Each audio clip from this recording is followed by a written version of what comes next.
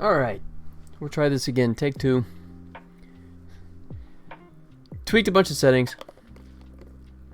And we'll see if we start to freeze again. Probably, but what the hey. We'll see how far I get.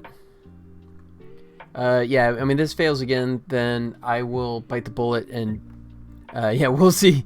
I guess I'll dump Streamlabs and then, I mean, so it's, at this point, because remember, I streamed before on my phone, right? And that worked out fine. So that limits the culprits to either Streamlabs or my computer. And I really hope it's the former. I'd hate to think that my computer is misbehaving for some reason. Because it's doing everything else okay. Yeah. Alright, well, just... Yeah, I hope you're right, man. I hope you're right. I hope it's not the computer as well. Because I don't want to deal with that concept. But just keep watching and just give me a shout if it's you see it freezing. I'm going to try and actually do a little work here. Alright. So that's spinning...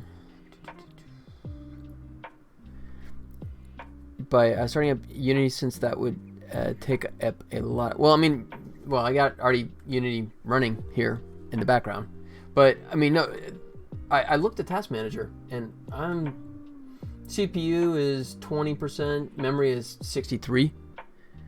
So I mean, I don't think it's a RAM or a CPU issue. Let's see. Let's check out GPU. Ooh, GPU is a whopping 8%.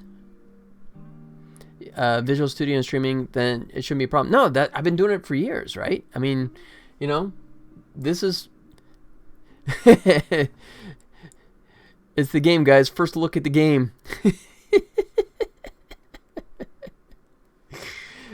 Calling might be a fire. Oh no, wait, actually GPU is up to 40% there for a moment. Look at that. Yep, there you go. Well, you know, as long as it's behaving, I guess I'll show you a quick demo of what I got here, if it'll run, because I was just tweaking some stuff. Let's see. Oh, so, and let me preface this by saying that there's a lot of placeholder stuff, and especially the animation. This is not my animation. This is just some stuff oh, you know what? Let me, here, I'll go this way with it. How about this? There we go. Wait. We're moving. There we go. So yeah, so this is just some pre-purchase animation I had that I was able to just drop in as a stopgap.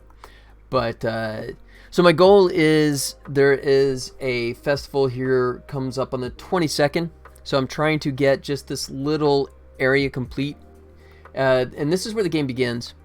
Oh, absolutely, I'm going to animate it. Absolutely. It's just, that's something that I know I can do. Yeah, that's not like a stumbling block, so I'm putting that as my last item, and I will have at least some placeholder animation in the meantime. 2D at first. No. The Tribbles game was 2D. No, this one has always been intended to be 3D. Absolutely. Tribbles might be my last 2D game for a while.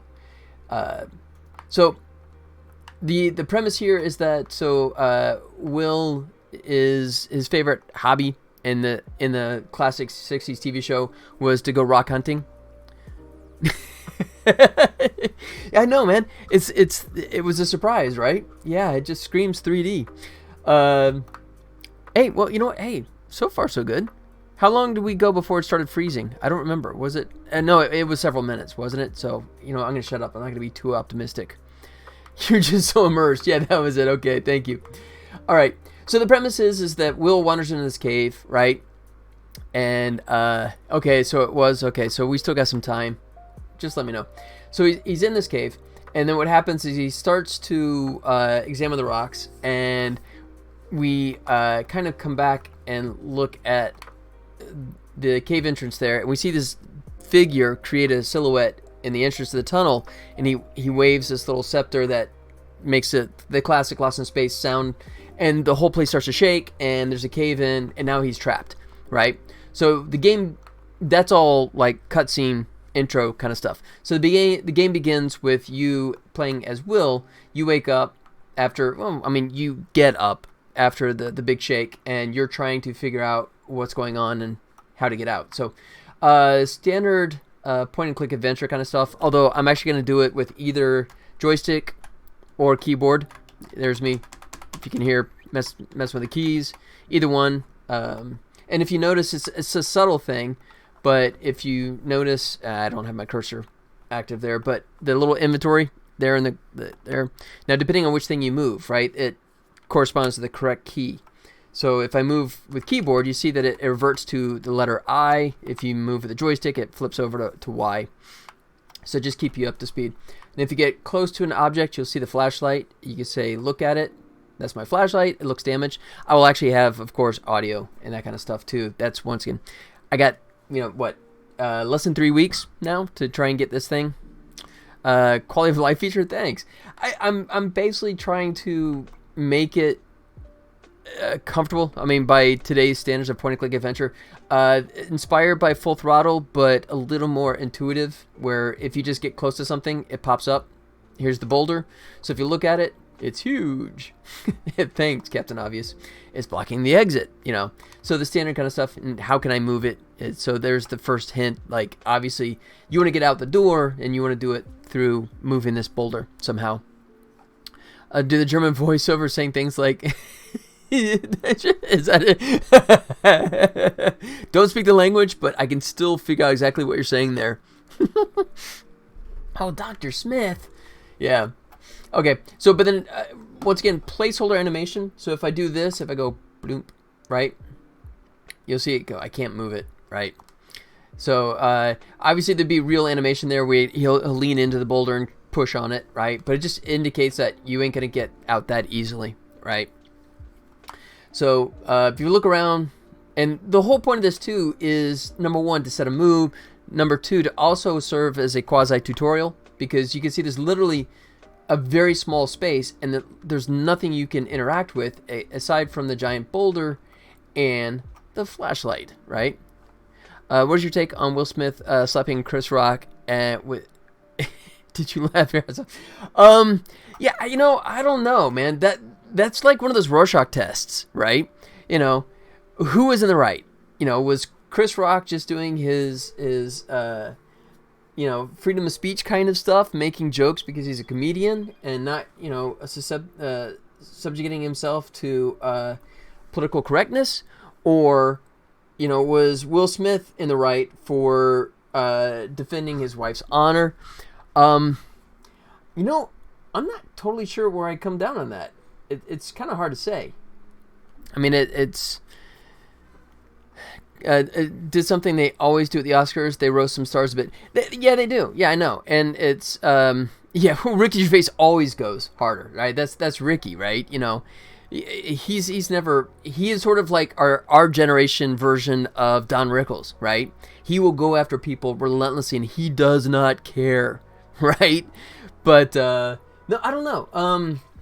That's a tough one to say. I think that the funniest thing I thought of was there was an old joke that Chris Rock said a million years ago in reference to OJ and the allegations of him killing his wife. And I think in this case, it kind of works in the same context, right? What do you think of Will Smith slapping Chris Rock?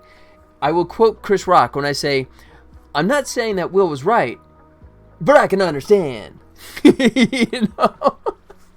So there you go. That's my way of hedging myself there, right? I will use Chris Rock's words against him,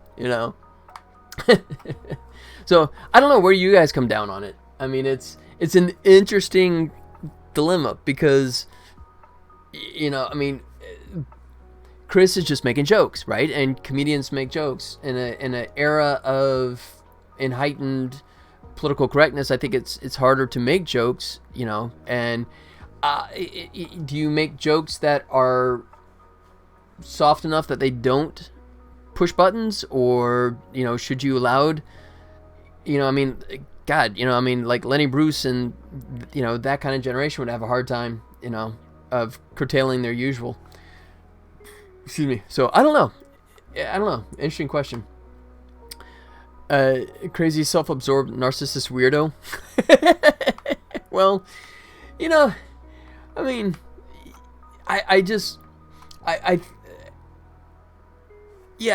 don't know. I mean, it is an interesting thing because after doing my time in Hollywood, it is really an interesting kind of thing, because when you have unlimited adulation, unlimited access to whatever you want, it's interesting to see what happens to those individuals, right? And if they sort of like lose their mind, or if they remain, normal adults. Even the joke went too far. Hitting a guy is never the correct response. Let me finish that statement for you. Well, I think even if the joke went too far, hitting a guy is never the correct response on camera. Will Smith, he's got the credentials. He could go backstage, right? He could just kind of like wander backstage during a commercial break, right? And it's kind of like, Chris Rock's there, and it's like, yo, Will, my boy. And then he just like slaps him there, right? And just walks off. And it's like, Chris be looking around kind of go, did anyone see that? Did anyone see that? But yeah, you do that on camera in front of a live audience, and you're definitely making a statement, right? All right. So anyways, let's go. So if you say, look at this, you say, that's my flashlight. It looks damaged. Obviously, when the debris came down, you can see it's kind of sparking. But if you try and pick it up, once again, temp animation. Ignore the animation. But now he goes, oh, we're in the pitch black. And it's like, well, what the hell do I do? Because I can't see anything. It's all dark, right? But if you look, I got this little flashing light. And this is sort of like the Pied Piper calling you to let you know there's something else going on now. I grew up as a child with Fresh Prince and the old Will Smith movies. Yeah, back in the day. He wanted the movie After Earth to star his son and making the next big Hollywood. Yeah, between that and the Karate Kid reboot, right? From what Tom Hopper and Timothy Chalamet are, but they failed so hard by forcing it, especially since Jaden isn't a great actor. No, I wouldn't argue that at all, but yeah, I mean, it's Hollywood, man. I cannot explain to you, my time there is relatively minor in comparison. I mean, I a little over a decade living in La La Land, working in the industry, and I can't explain how much of a weird experience it is for these individuals, right? I mean, if you're suddenly thrust into a spotlight and everyone knows you, everyone wants to be around you, and you have no one saying no to you, then it really does become this philosophical study of how well can you behave when behavior is not a factor, right? Now, that's my take on it. All right, so back to the game. So he comes up and he has his rock scanner, his trusty rock scanner. If you look at it, it's my rock scanner. Very insightful. So anyways, in this case, we can actually say use, which is the equivalent of to, in this case, pick up, right? I kind of group that in together. I think the assumption is kind of obvious. I can talk to it, and his response is, yeah, I don't think so. That did nothing. So if you try and talk to it, you get nothing. But, so I'll go ahead and pick it up. He's saying it's banged up. I need to calibrate it. So you can see it's flashing red to let you know that it's just not behaving yet, right? So I can walk around. Oh, I love this. He's got like the wide open mouth, terrified look on his face. The lights are a bit scary. Is that going to be in the game a lot too? Not really. No, this is just sort of like part of this initial tutorial. So, no. And I mean, there's nothing that jumps. There's no jump scares at all. And I mean, it does not last long, as you'll see here, right? So if you're walking around, right? So like here, you can actually come up. Now the orange gem is activated. And you can see I have the little, right there, you can see the icon to indicate the item that you're holding, right? So if I say, look at the gems, and this is your hint. It says it's brighter than the other gems. Well, yeah. Okay. But if you try and use so whatever item you're holding, if you say use, you're going to use in this case, your rock scanner with the orange gems. And it says, I still need to calibrate the scanner first. And then as a reminder, it says to get to your inventory, press the Y button. So we'll do that. And here's our inventory, right? And we can equip it, which we kind of already we already did. I just noticed, though, it did not show it as already holding it. That's something I got to add. So the idea is if you have nothing in your hand and you pick something up, it automatically becomes equipped. If you have something in your hand and you pick something else up, then it'll go into your inventory. But it didn't reflect it there. Wasn't a critique, just a genuine question. Yeah, it's yeah, I mean, it's a valid question. It's yeah, and I mean, it's just a brief kind of thing, right? It's just sort of set an initial mood, and it will not be a frequent thing. My thing is also, I'll explain why here in a second. So let me go ahead and now, so here's the first puzzle in the game, right? And this is right out of the playbook of a lot of point-and-click adventure games, which is the spinning discs, right, and doing the alignment. And this is sort of like as simple as it gets, but you know, if you want, you can still skip it. Although, actually, I shouldn't have done that because I just... that was the code I was working on when I started the stream here. So I don't even have that implemented yet, the skip the puzzle. But I'm going to put that in there because I don't want anyone to get stuck. Well, not mini games, but puzzles.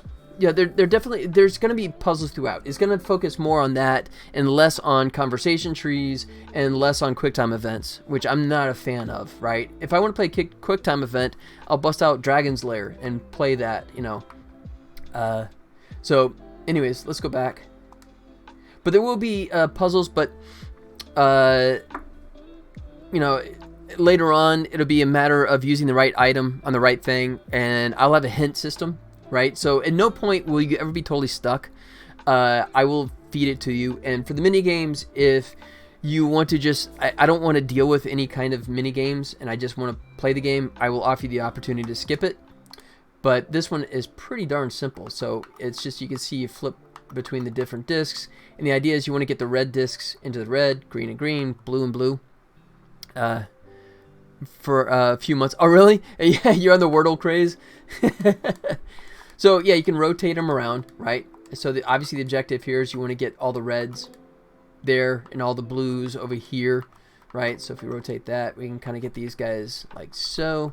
There. So now all the blues in the right place, all the greens in the right place, and if we rotate here, now the reds are all in the right place, and there you go. Success. Octortle.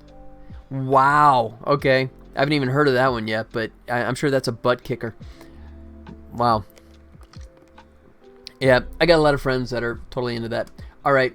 So now you'll see that things have changed a little bit. You see we don't have the red flashing light. We'll see that it's now this constant orange. Now the difference now, check this out. So if you walk around, so if we come back to the boulder, right, we get close to it. I don't have anything, a new indication yet. I'm going to have like, a use is going to be based on whatever you're holding at the time, and I don't have that implemented yet. That's still coming. But here, it'll tell you, like, the scanner doesn't do anything to the rock, right? It'll just come back and say, it's a rock, right? But I have not put that in yet, because I've been focusing on this kind of thing. So if we come up here, so now, you see the gem actually lights up. Now that we're holding the scanner, right?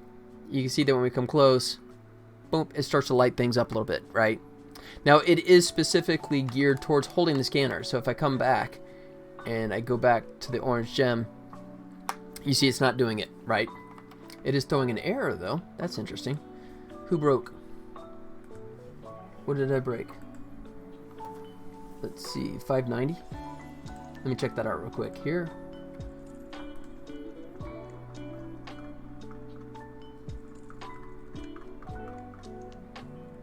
Let's see.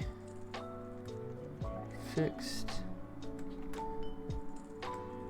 Who's not set to an object? Really?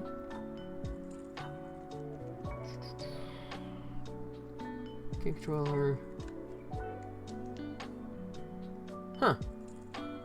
That's a strange one because player intro cave 14. Huh, okay.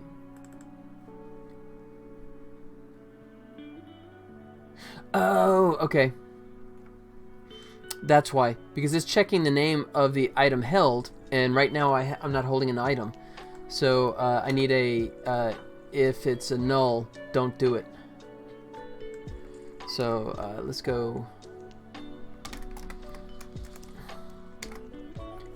Which is strange because, and that is on enter, right? Yeah, that's on enter. Let's see. So one sec here.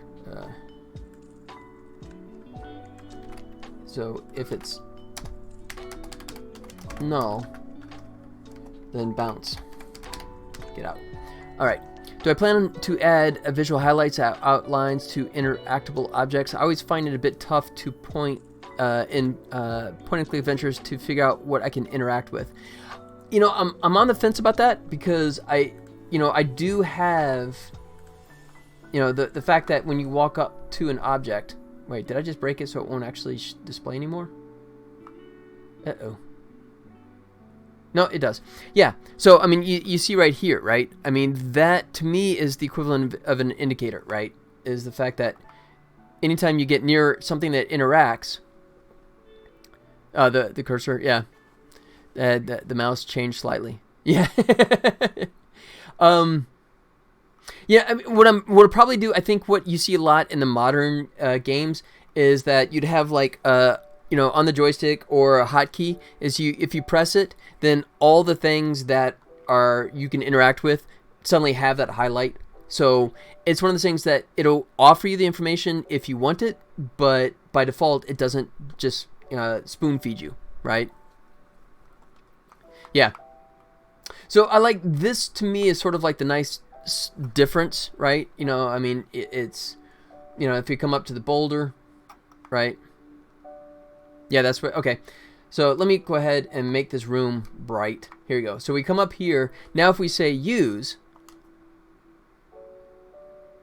Oh, wait, that's a whoops. Why did it do that?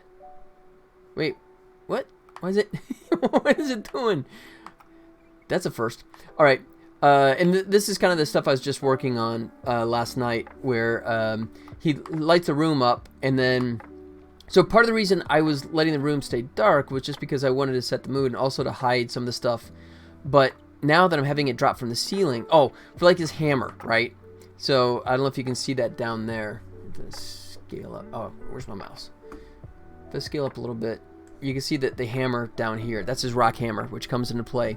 You know, I don't want that visible in the beginning because I don't want you to pick that up, because I don't want you to start going off on hitting you in the dark, hitting stuff with the hammer. But that, I mean, it's a valid question. I could do something where I kind of boost the brightness a little bit,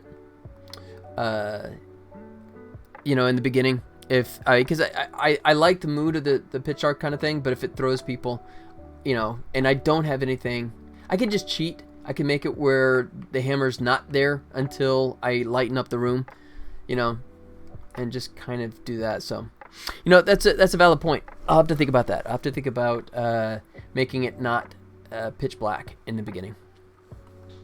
All right. So, and this is as far as I've gotten in terms of the programming the game. But I mean, we're only a couple of weeks in that I've actually been working. I've had the time to work on this because I still got the day job. Still doing that by day, so this is unfortunately nights and weekends. But and okay, so I don't have any kind of collision here to tell it what it's hitting. Excuse me, but we have the board there, and then we have the rock here. So these things, they have colliders, but they don't have interactions yet. But I did add one to this one. You notice this is kind of a slick thing. I'm kind of happy with this. When you get near something, it will actually show it. Oh, you wanna Luigi to make Lucini? Okay, yeah. Penny's got to do her cameo here. You wanna say hello? Okay. Wait, Penny. So she's about to go to the park, so she's like conflicted. introduce the puppy. Oh, you want the puppy to say hello? There you go. This is the new puppy, This is Amos. named after the character in The Expanse. There you go. Amos as in Amos Burton.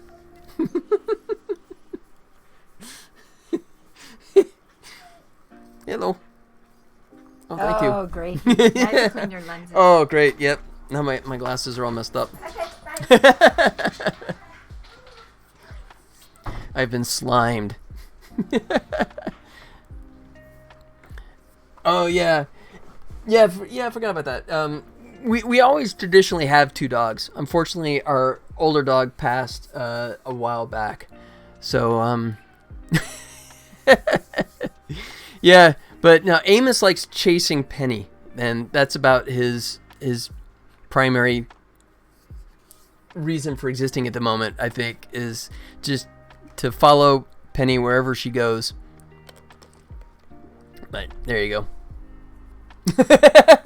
No, I think it's Amos, but toss Amos. I don't think the wife would like having Amos tossed. So don't toss Amos. There you go. Thanks for sticking up for him. There you go. So that was sort of like a conflicted Penny little cameo appearance there, because she likes catch Penny. There's a whole video game. Yeah, I got dog fur on my nose now. Great. But yeah, she wants to go to the park. She likes to say hi, but she also loves going to the park. So, all right. So, anyways, now that we have this bad boy active, you can see now we got like these other gems that are lining up. It's gonna be a winner, isn't it? Catch Penny. So it's a subtle move, right? And God, his face is embarrassing. It's because I'm using that generic animation, and it has no facial animation, so it leaves the face in that default creepy, scared pose, I guess. But one of the things it does is, you notice it's subtle, but when he comes up to the blue gems, you notice how the camera rises up a bit, right? Just to help emphasize what specifically it's looking at. It's a subtle item, but Mom, Dad, what? He's scarred. That's terrible. Oh, you did? Oh, thank you. Excuse me. All right. Yeah, and so the same thing. So the idea is that when you come into these different areas, you see how it lights up, and that helps emphasize that there's something going on. But once again, if we go to nothing, right? I still got that stupid error. I got to figure that out. Why it's not actually detecting the fact there's nothing there. But oh, that's a bug. So if I have nothing in there but I walk out, it still tries to fade it out. So I gotta fix that. Like that. All right. So it's like, yeah, if scanner is held, then fade it out.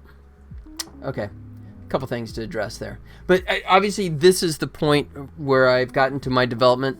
And by the way, guys, we're 27 minutes in and it's still holding. So I don't know what I tweaked, but it looks like it's behaving now, right? I mean, okay, jinx. I just jinxed it.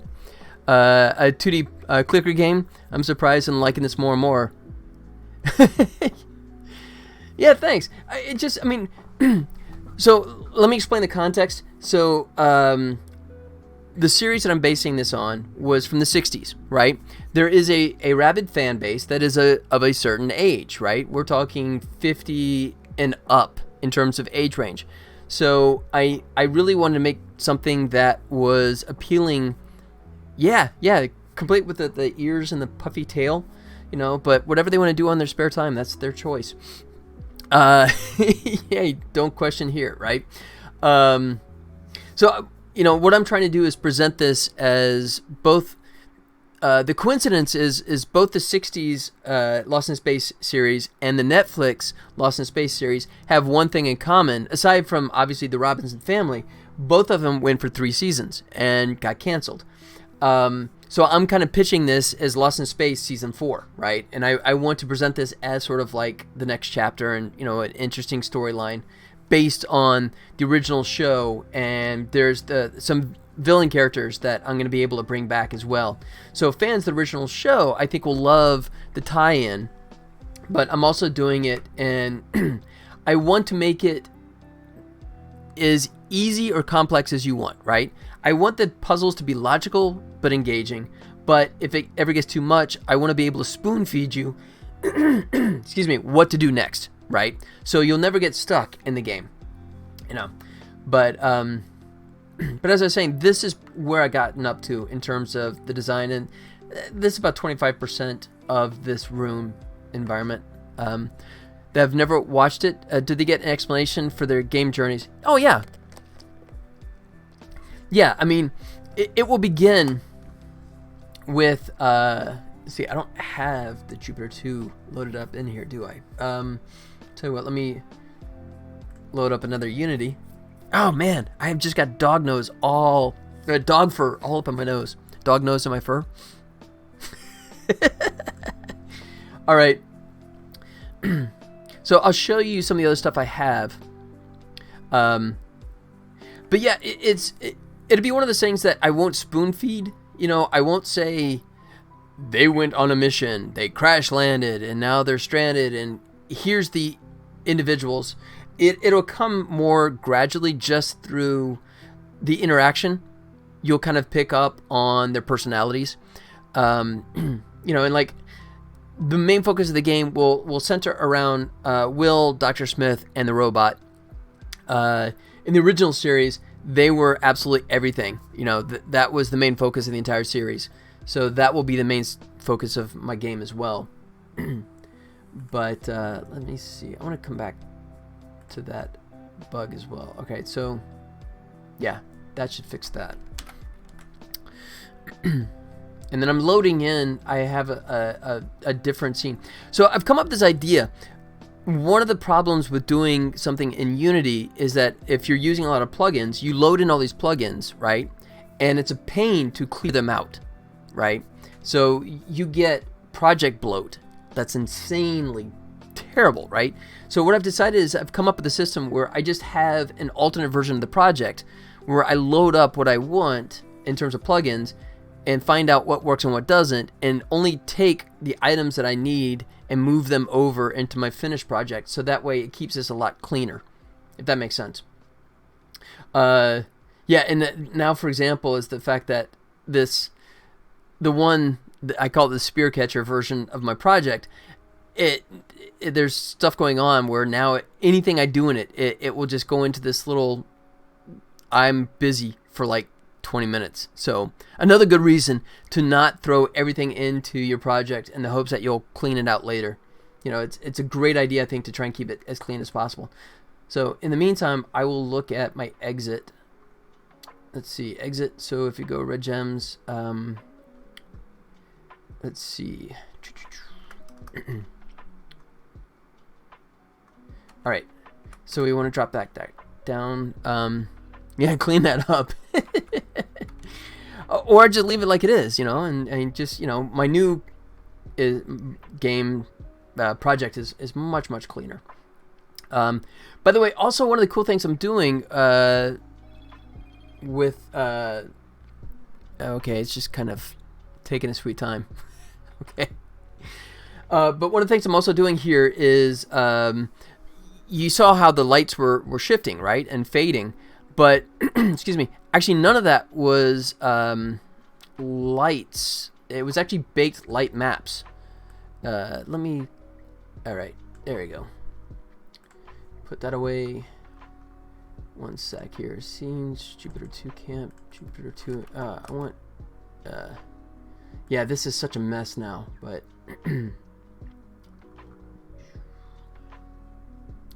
Scenes... Nope.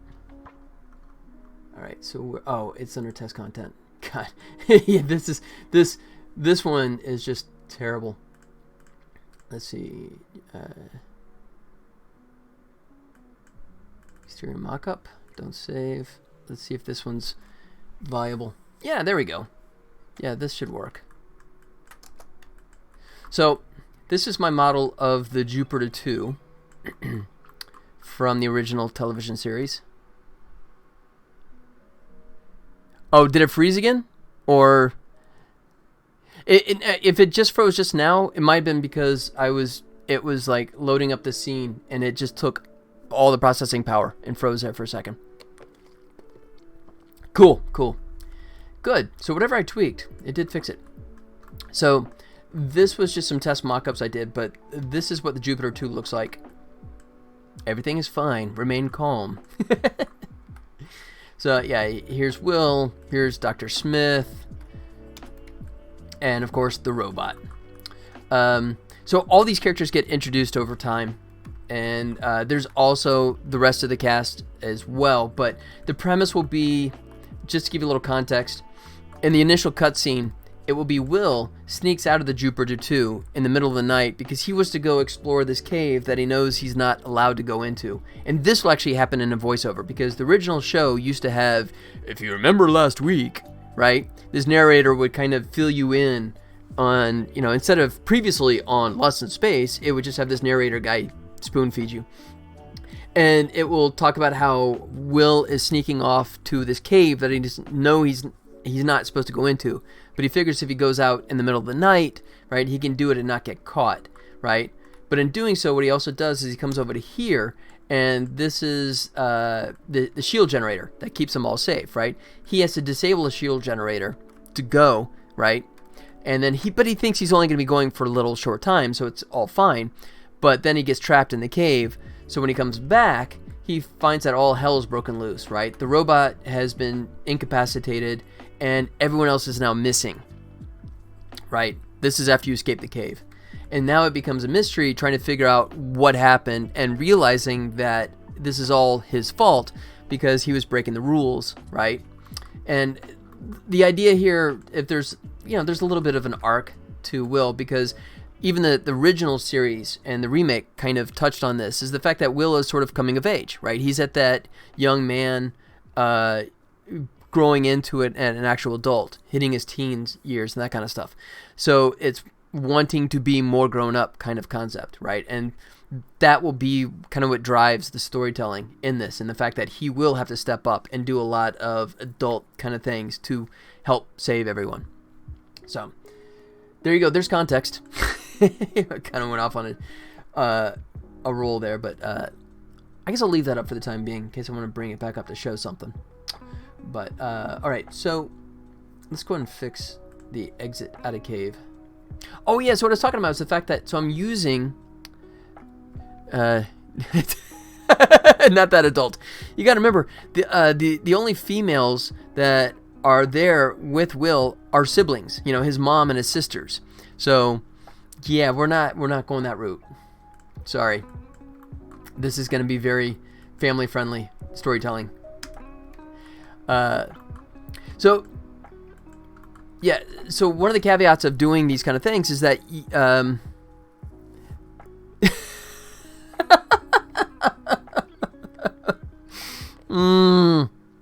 bagging on Alabama.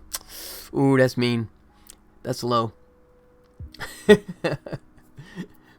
So obviously you see all the lights in here, right? You see tons of lights, and obviously if you're running on a high-end PC, this is not a big deal, but traditionally speaking, you do not want to have a lot of real-time lighting, right? So the workaround is you bake it into light maps, but the catch with Unity is that there's no good way to switch light maps, right? Once you have a light map loaded, you're done, that's it. But I found this nifty little plugin called Magic Light Map Swapper that allows you to do just that. So for example, if we come over here and we do this, so there you go. So this is kind of slick. Look at this. You can actually just dissolve between them. So this is cool. It looks like I have lights that are coming up and down, right? But in reality, all I'm doing is dissolving between pre-generated light maps. So performance-wise, this is fantastic. I can have infinite amount of lights, you know, and it is really cool. Now, the caveat is that I spent a few weeks working on this, and it kicked my butt. I invented new ways to break this plugin because it's really doing something sort of like, I mean, it's doing something that Unity never intended to do, right?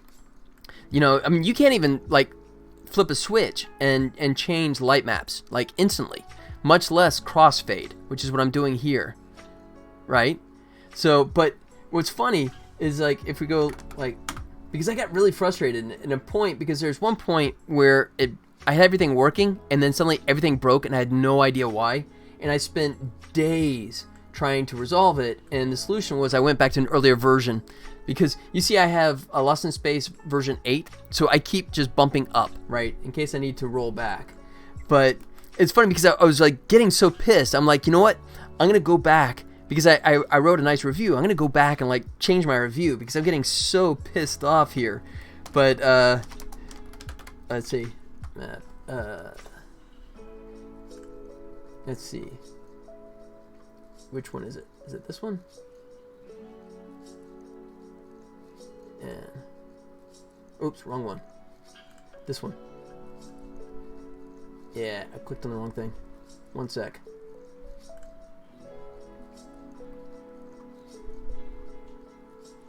Oh, good. It changed. So, yeah, so this is the plugin I was using, right? And this is a nice little demo that he's got here to show, you know, what he's got going on here. So, a sleight of hand kind of trick, what he's doing here. So this is a combination of, he's still using a real-time light to generate these shadows that are dynamically moving, but it's also a matter of using these multiple light maps that are designed to match whatever the light is adjusting to. I don't. I use NAS drive for backups. I don't. You know, it just it's a combination of reasons. I mean, one, because Unity projects get so massive, right? I mean, at this point, if I do a quick look, documents, let's see. It's one sec. Yeah, so this project, even though I'm still like limited in my content, there's just like nothing here, it's already over 4 gig in size, right? So the idea of having like a GitHub or some other kind of service, you know, having 4 gig worth of stuff and constantly swapping back and forth is not ideal to me. And I'm still not a big fan of putting stuff in the cloud. I know that's a Luddite kind of mindset, but I'm still paranoid about putting stuff out there, which in theory is accessible to any and absolutely everyone. So that's my long way of saying that. No, I just store them on my NAS drive. I'm sure I'll break down at some point and start doing it. I mean, especially if I become like an honest to God real company and start farming out the stuff, you know, which is part of the goal too. As I explained, the point of killing myself to try and get this demo done in a couple of weeks is to get it in front of some people and see what the feedback is from them playing it, but also to sort of get to the point where I can start pitching it to publishers, right? No, to put it in online. Yeah, exactly, and that's what I've been doing. Excuse me. Yeah, I have like all of, you know, I mean, this is, like I said, this is 8. Excuse me. And even what I'll do is I'll take 8, whatever I'm working on, and I'll create like a backup version. I'm that paranoid. So in case the current one I'm working on, I will just keep moving it over as a backup until I know that I'm ready. And then, you know, so that way it's not even like an 8.9 kind of thing. It's more like an 8.5 backup or whatever. So in case the wheels come off, like it did with the light map stuff, I was able to revert back. But what I was going to mention in the light map plugin I'm using, for a while, my glowing review was actually on the front page. So it's like I couldn't touch it because I'd feel bad, you know, if it had like this glowing review on the front page and then I suddenly trashed it and said this sucks. It just seemed too mean, but it's all fixed now. I've got it working and behaving nicely. So, oh, you can. Okay, I didn't even realize that was a. To be honest, I did not know that was a thing. Ignorance. It's what's for breakfast. Huh, okay, I will have to look into that then. That is a little more appealing. Okay. Alright, that's food for thought. I'll definitely give that a look. Thanks for letting me know. Alright, so the reason I was mentioning that is, so right now, it's basically, I'm going to leave these guys out for right now. Let's see. Yeah, and this is the little trick I'm using for, remember how the camera kind of tilts up to look at the object when it's in, you know, something that's above his head. And then this is where after he exits out, it just kind of brings it back down again. It's a really simple concept of just tracking the target. But this is what I want to look at right here is, let's see. Okay, so that one I will leave because I'm just setting that as a one-time value. And then here is I'm doing that dissolve. So Switch light maps. Oh wait, I'm doing this twice, aren't I? That's kind of overkill. Alright, so this is what I'm going to nuke right here.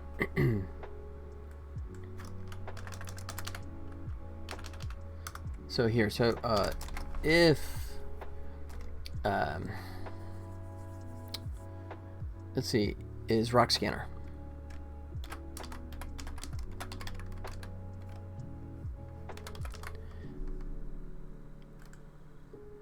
Let's see. No. Yeah, I guess that's a hack way to do it. If I just look at the little icon that's on the screen, if I say, yeah, it's a little hacky, but I think it'll work. So, you know, so that's a little round icon that's on the screen, and I can check the name out, and if it says rock scanner, that means he's actually holding the rock scanner, which means that we need to make it fade back out. There. That should fix that. So let's do that for all of them. Let's go red, green. Now I'll have to do something that if you're like in front of the gems and you change your inventory item away from the rock scanner, that automatically changes as well. But I'll figure that out later. Because I'm kind of in a rush to try and get this demo done in less than 3 weeks now. I'm sort of like picking my battles on what is something that's like game breaking versus something that's like, you know what, it's fine, I'll address it later. Alright, that's good. Kill the light maps.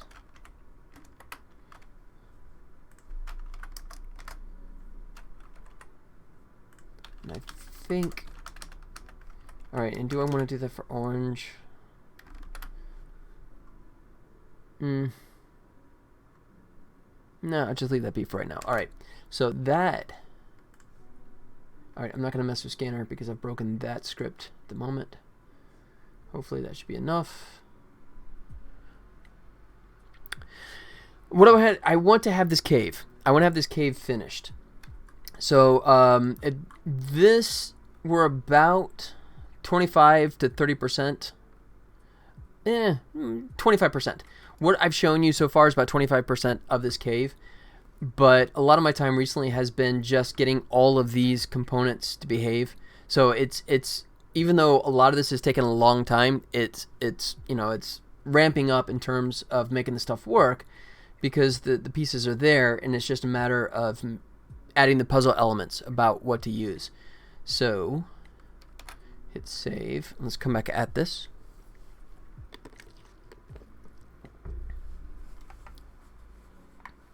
All right.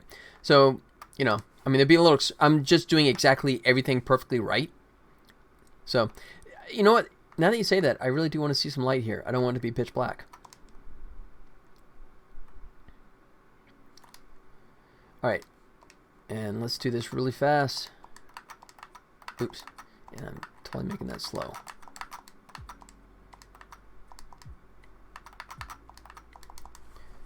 There we go.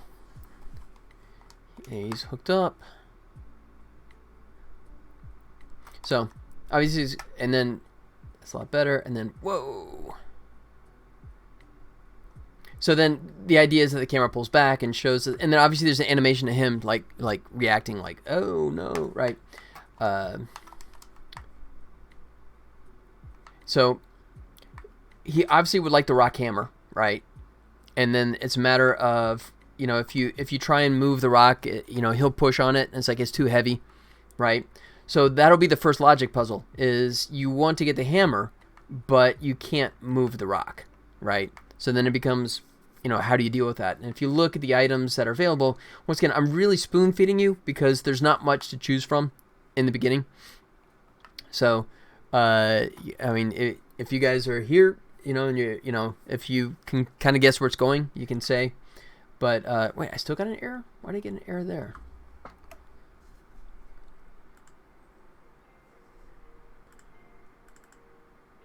$571. Let's see.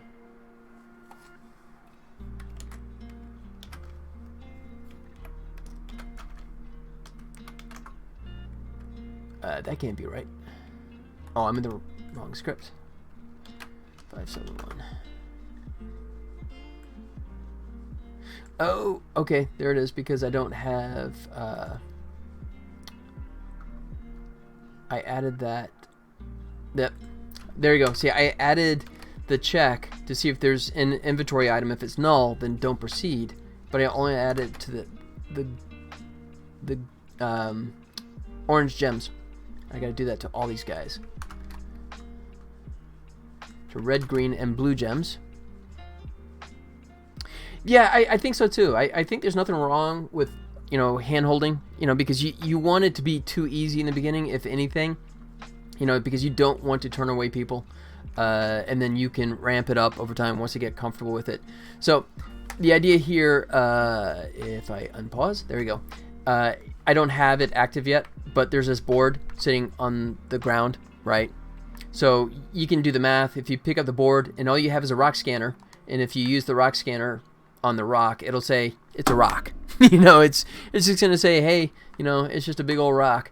So then you go, okay, well, literally the only other item here is this board. So you pick up the board, right? And if you say use board on the rock, then he can actually, you know, use some leverage and then push the rock enough that it just kind of rolls to the side. And then you know the rock scanner works. There you go. You know, so obviously it's I'm leading you into the idea, you know, of using items together, and then because it's literally the only thing there to begin with, it should be easy enough to figure out. Oh, there also will be, I don't have it present yet, but there's also going to be a smaller rock pile over here, yeah, wherever I stash it, probably around here, and then you will be able to pick up a small rock out of this group and put it in your inventory. So to begin with, once you use the board, and you get the hammer, right? And then you look in the inventory, and the idea here is that you'll see, let me go to my, let me go to 2D.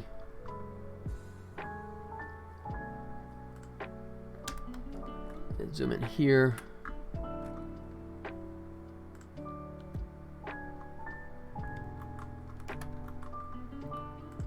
Oops. There it goes. There we go. All right. So if you just say, make it a sibling, and oh, wrong atlas. All right. There you go. So you can see the board here, right? We have a little green plus symbol. Right, and that's to indicate that it can be combined with items, right? That's sort of the tip-off that, oh, hey, there's something else to use this with, right? So in that case, you can use, in the menu inventory system, you know, one of the options was combine, right? So it's just whatever you're currently holding, and then whatever you're currently selecting, it would combine the two items. And it may or may not work, depending on the situation. But in this case, you know, I don't know if you remember, there's a board that's hanging from the ceiling, right? And then you can pick up the rock. You can obviously have the hammer, and you can have the rock scanner. And any one of those items, if you try and engage it with the hanging board, the hammer just makes the board shake. The rock just makes the board shake. But if you use this board on the hanging board, it will knock down more boards, right? And then what'll happen is, like, if you want to try and pick up the board, it'll say, ooh, there's nails in there, right? So, and what I'm doing also in this situation is you have to try and think, you're forcing someone down the path without them feeling like you're forcing them down the path, right? Because ultimately what I want is for you, oh, let me do this. Let me show you what I'm thinking of here. Let me go back. Yeah. One other thing is going to show.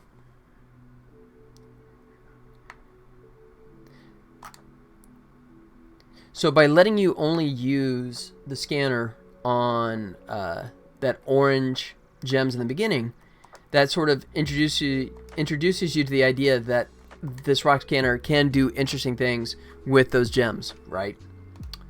So let's go back in here.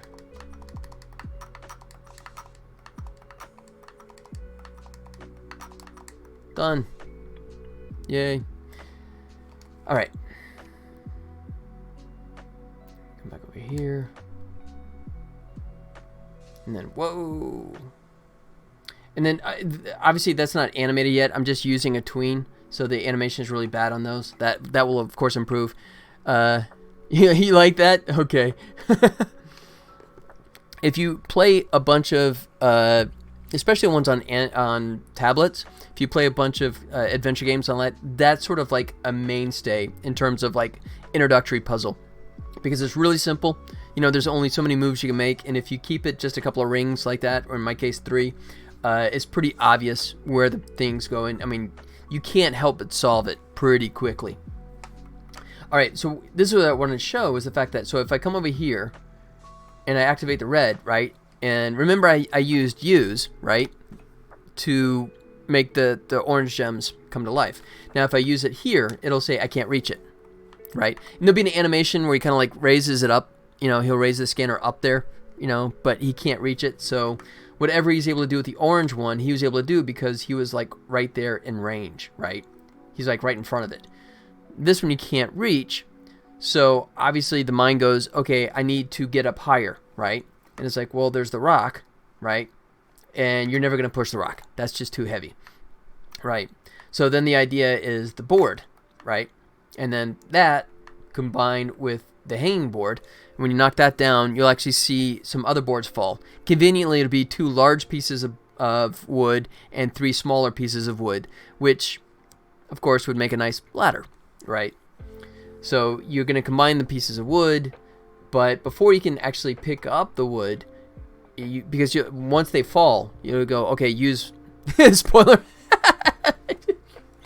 All right, well then close your ears, right? You know, I'll keep it. I don't know how do you make an adventure game in development and not show how the game is played, right? So, you know, okay, fair enough.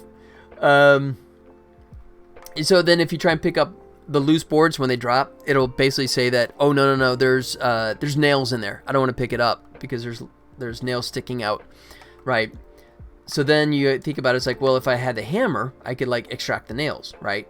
So that will motivate you to, you know, secure the hammer and force you to learn, you know, for the first time how to combine items, right? By using that board on that ladder, right? And once you have the hammer, then you can have it, you know, you'd say put the hammer in your selection. Thank you. I appreciate the support. Thank you. Oh, speaking of though, in all honesty though, please, if you want to help me now, please, if you, I don't think you've done it, is go to the wish list for it, right? Let's see.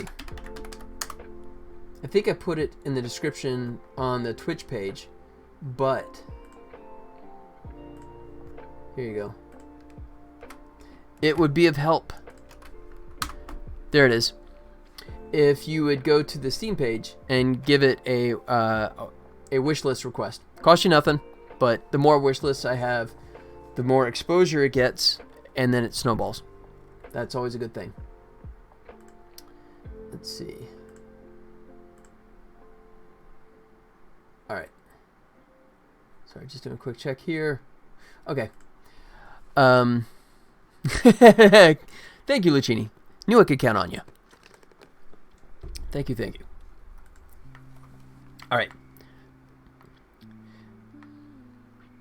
Yeah, I know. There's several of them. I know. There's actually a few, and it's funny because, you know, I brought that up.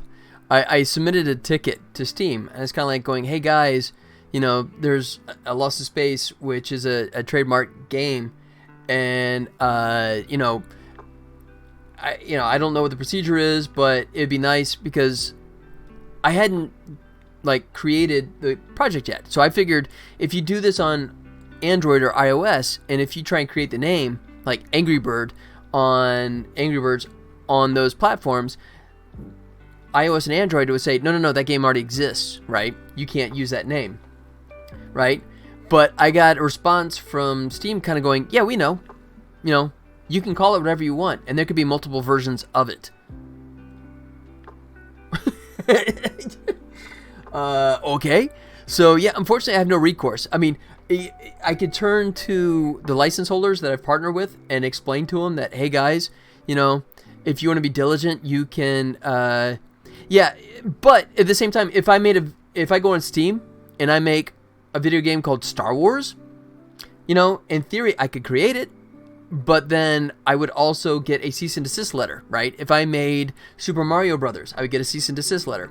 So, you know, Steam completely treats it as a we'll fix it when we have to kind of thing. So if I cajoled my partners and said, hey guys, you know, because what's even worse is the fact that the Lost in Space game is poorly reviewed, right? So if somebody like comes looking for my game and they're looking at Lost in Space and they do a search and they come up to the wrong one and they just see, you know, not recommended or whatever the, you know, the rating is, they kind of go, oh, well, it's a piece of crap. I'll never mind, right? But they can, the license holders could actually submit the paperwork, I guess, and request a cease and desist and tell them to bring it down. Yeah, I guess so. And I mean, part of me is like, I'm not that worried about it, you know, and I mean, there are several of them that are out there, you know, so, and I mean, if the license holders are not that concerned about it, if they don't want to go to the effort, you know, because it's nothing that I could do. They will have to do that. They have the legal means. To add something to the title for discoverability. Oh, yeah, good point. Yeah, I will do that. Thank you, Lucchini. I hate using that, but that is an instance where it really would. Yeah, I've been debating, and I can't actually revise the name. You know, Lost in Space, the adventure game based on the 60s TV show. It gets a little wordy. Yeah, but that's a totally good idea. Originally, I was trying to keep it short and simple, but you know, it does twofold. It makes it sound like it's more like the TV show, and it also instantly tells you what the game is like, right? Yeah. And get rid of competition. You know, I'll broach the subject. I mean, at this point, I've had this license for a while, and my license partners have been incredibly understanding. So I'm not going to broach the subject with them now. I'll wait until I have some actual game demos out there, right? You know, some content to show, right? And they can see that it's progressing. And I mean, once I start having discussions, hopefully with a publisher, right, then I could turn to the business partners and say, hey guys, the license holders, and say, hey, you really ought to consider spending the time and effort to make sure that these games are renamed or disappear, whatever, right? You know, just so, you know, we don't suffer as a result. So, good point. All right. So now, there we go. So now you see it's not doing before. If you remember when I was doing the thing where I would walk in and then when I would walk out, the light would pop on and fade out. So I fixed that bug, right? Where it just does a check to make sure if I do or do not have the rock scanner in my hand. So like this, there it goes. It lights up, fades out, like so. And then here, it does nothing. It behaves exactly like it should. We're all good. And it's still complaining because I've not saved that updated script yet. That's no big deal. There you go. Alright. So let's go ahead and save that so it stops screaming at me. There. That should fix that. Alright. What else was there? Anything else I was going to fix in the meantime? Oh, no. Okay, let me go back to my scanner calibration stuff. That's what I was working on right before I came on.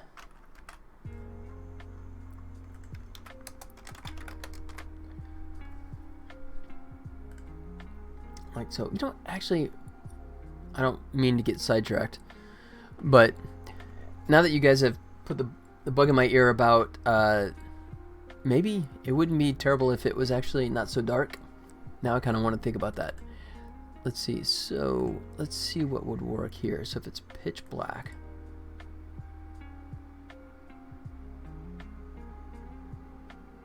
All right. Let me turn off some stuff here. Let me do it this way. One of the things I hate about Unity and love about Unity is the fact that any changes generally you make while the game is running, as soon as you stop the game running, all your changes disappear. But the cool thing is that you can wreak havoc, do all kinds of testing, right? And you know that you're not breaking anything, because as soon as you turn it off, everything reverts back. So it's kind of a fun way to keep it. Is a nice test way. All right, so my thought here is, if I get my cursor back, yeah. So if I split the difference here, so that's about 3.5 or 0.35. Let's see what that looks like. Obviously, I'm gonna have to animate the texture on the boulder because it wasn't included in the light map rendering of that the game is running. That happened in the early days. I did do that a lot, but I've gotten much better about that. I get bit every now and then, but it's pretty rare. All right, so it just reverted that. Or is that still at 3.5? That is at 3.5.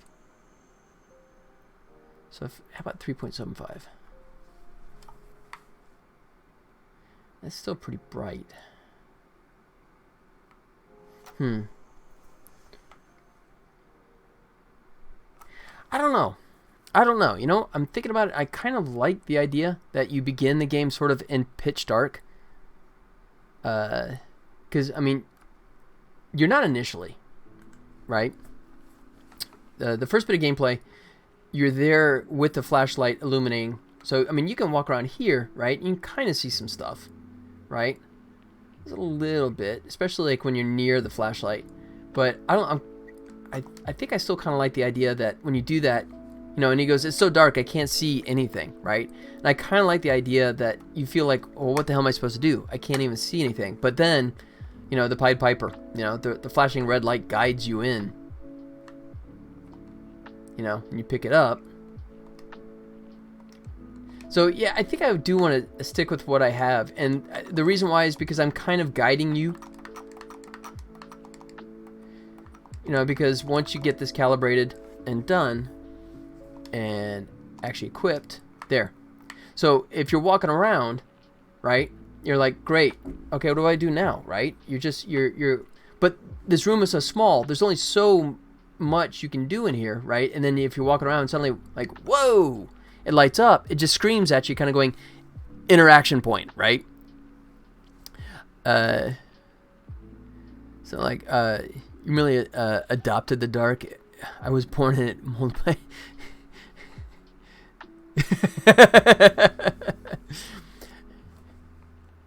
And not just like an oversight. Yeah, exactly. Yeah. It's like, oh, it's so dark, I can't see anything. Yeah. So it's, you know. But I mean, you see how this guides you in, right?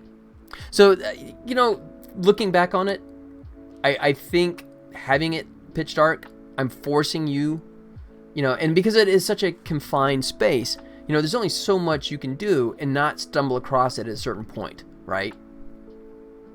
You know, it's not like some games where you start off in this giant, like, Grand Theft Auto world of space, and you have no idea where you're supposed to go or what you're supposed to do. I mean, this one, I don't know. Personally, I feel like I'm spoon feeding, which, you know, as we said in the beginning, I think is a good thing. But I mean, you guys can tell me if you think otherwise. But all right, so everything else is good there. So the other thing I'm using too, to a degree, is another plugin called Adventure Creator. I'm using that, but very selectively. Originally, I was going to use it for everything, but I quickly learned that you have to sort of adapt what you're doing and make it work just like the game plugin gives you, right? For example, like what I'm doing here with the camera, right, where he's basically, the camera's in the center of the room, right, following you around like this, right? This, you know, it really doesn't work in Adventure Creator. You really can't do this. You know, I mean, like here, see how the camera, once you get close enough, the camera gets out of your way, right? You can never, but if you try to do this with Adventure Creator and you just plant the camera and you just say point at the person, you know, your person would literally walk right through the camera, right? Which I think is terrible. So I just do this little trick where I, you know, kind of smoothly just get out of your way, right? But I'm using Adventure Creator to control the motions because I love the fact that, you know, your left and right is dictated by where your character's position is in front of the camera. I would not want to try and program that. That's a pain in the butt. And they've done a fantastic job of that. So for that, I'm absolutely using it.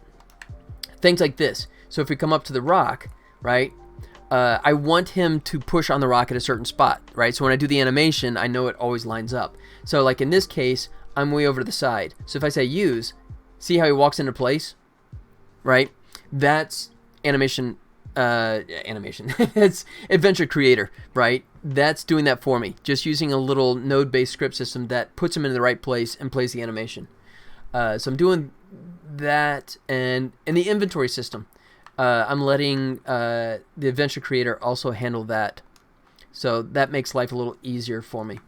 But there's still a ton of, everything else is basically me, just sort of like bypassing Adventure Creator. A little of both. You can either script it.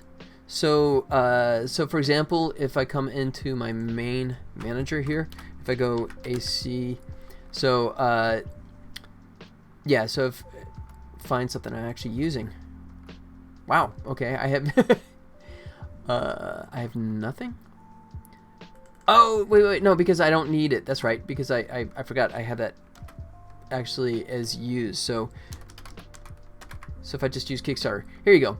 So like this is using Adventure Creator enforced cutscene mode, which just means that it knocks out input off of the keyboard and joystick, right? Until I tell it not to, right?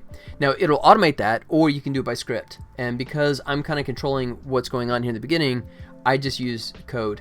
Here you go. And then so here, once the initialize player, once the player has stood up and is ready to go, then I just flip the switch on this back to false, and now the joystick and the keyboard suddenly work, right? And then, oh yeah, so here's, once again, I'm using inventory system. So I'm using Adventure Creator to keep track of the inventory. So if it's holding null, it means he has nothing in his hand at the moment, right, for selected item. So using that is really nice and convenient, but also at the same time, as you're asking, let's go in here. I have an action list. So like move to boulder, right? So this is a prepackaged bit of animation. So if we go into it, here it is. And this is exactly what you're asking about. So I can view it this way, and there's also another way to view it, and more like an open node based. But this is convenient enough. So so this is when I say, if I'm standing next to the boulder and I say use boulder, this bit right here gets executed. Pause gameplay, so that prevents input, right?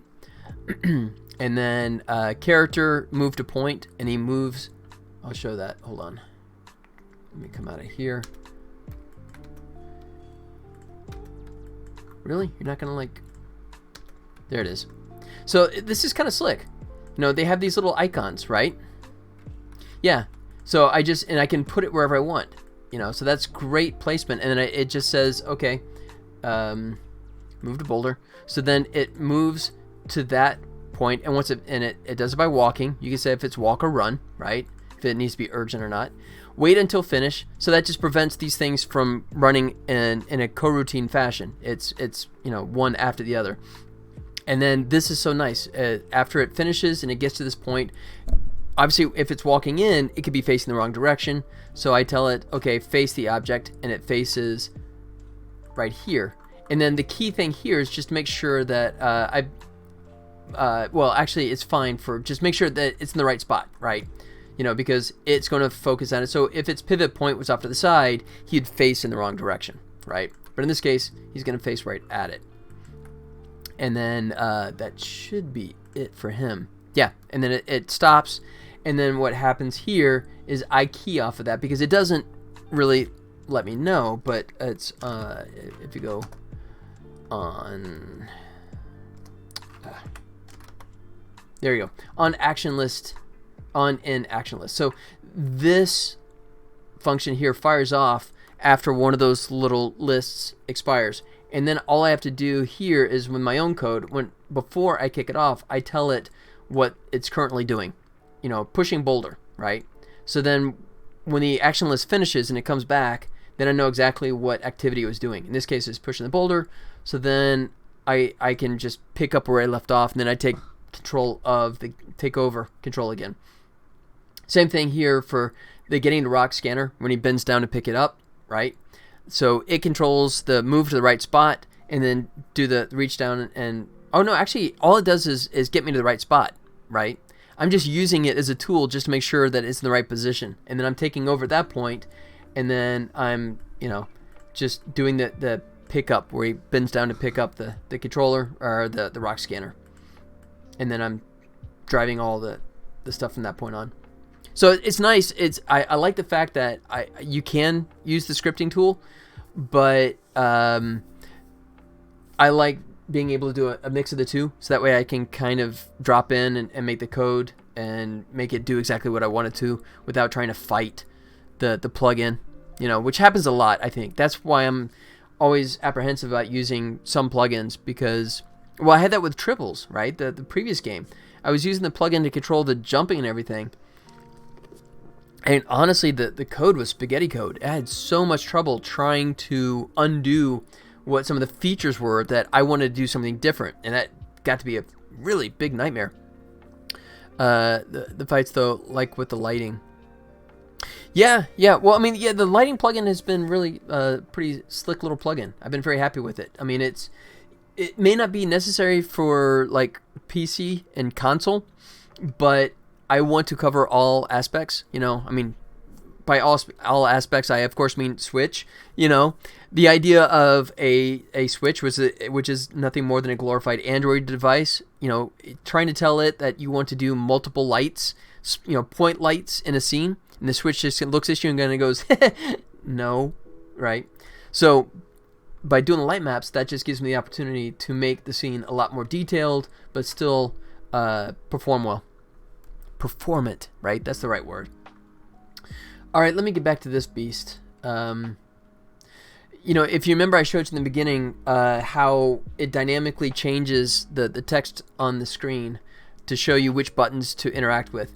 And I had that working for the main room, but for the calibration, you know, where it's spinning the discs around, I didn't have that, or actually in the inventory. I think that was actually in the inventory that I was having the not line up correctly.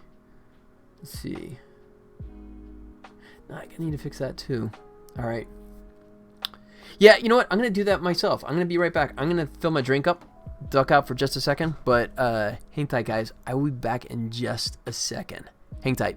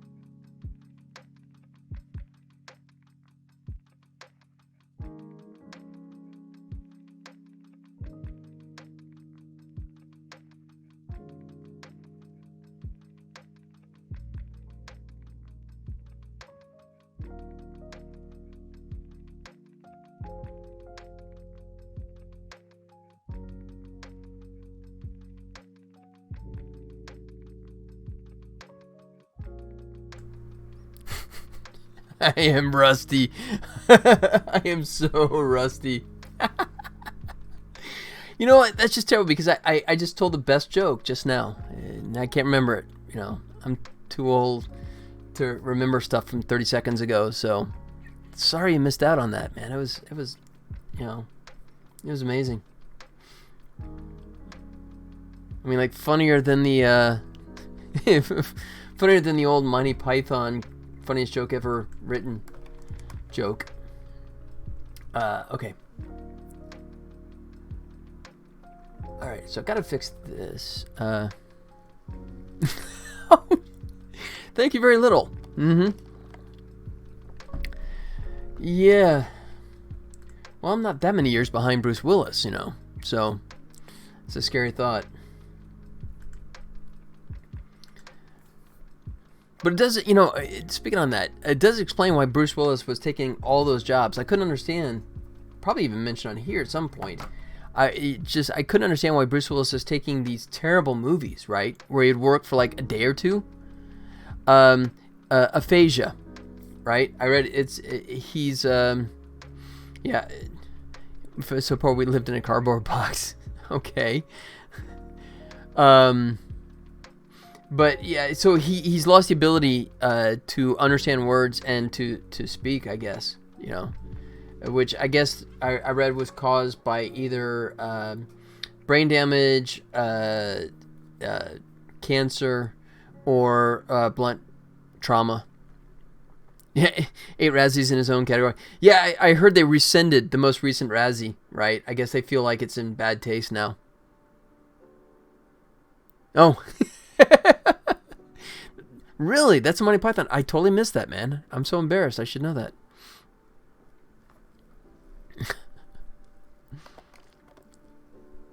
Hey, I'm just going to go have some spam. Spam! Alright. So, if it's that one, okay. Skip puzzle. But I do want to switch it back. Or do I even care?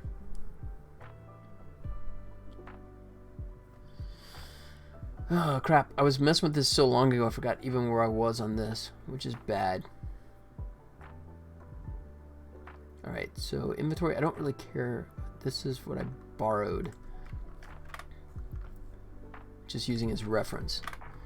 So we're in scanner calibration. So all we have is left and right. That's good.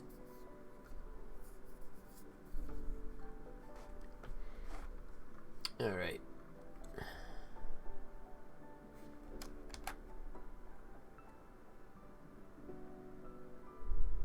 Oh, okay, so this just, oh, God. I'm not even paying attention. That's if you bring it up. So talk as well as skip puzzle. Okay, and I'm doing keyboard check first. And then I need to switch.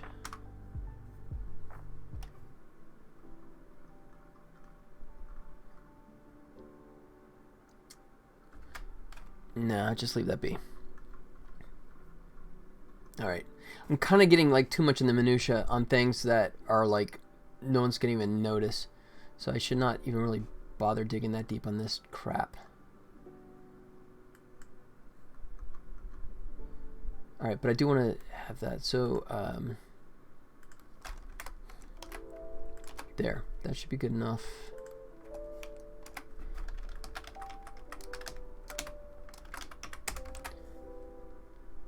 Skip puzzle, don't skip puzzle.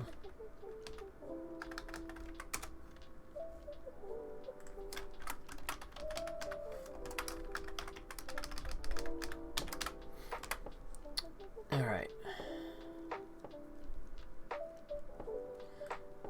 Should be good enough for right now.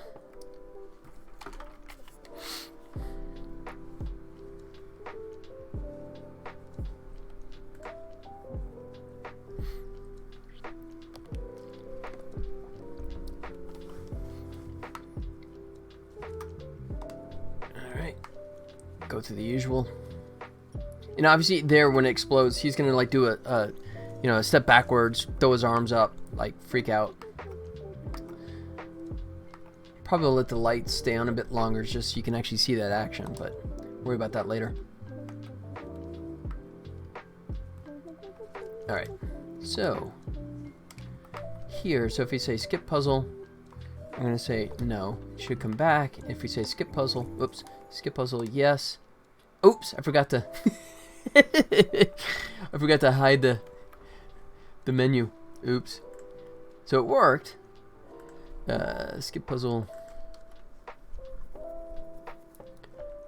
Calculate status, and then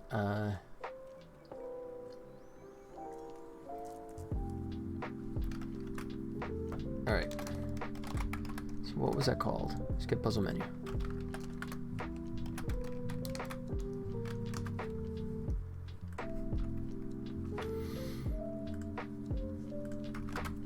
So then all I'm doing here is if you say skip puzzle is I'm just dropping in all the finished values and just doing a reevaluation, and then it's all good.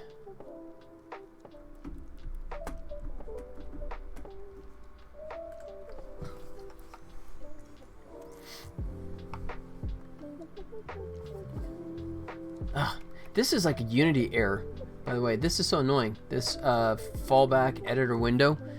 And this is how we fix this. You just switch it to something else, and then you switch it back to your chosen layout, and then that error goes away.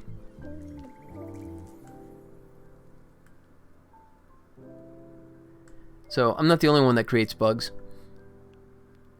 And there's just one person doing this stuff here who doesn't know what he's doing.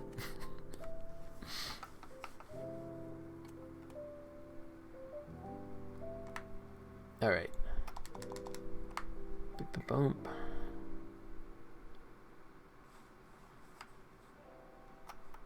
Wait for it. So I intentionally keep the rock scanner like turned off for like 10 seconds because I want people to kind of walk around and kind of go, what the crap do I do now, right? You know, long enough that they're kind of gonna go, what the hell, I'm stuck, right? But then when it pops up, then immediately kind of go, oh, got it. That makes sense. So if we go skip puzzle, we'll say no.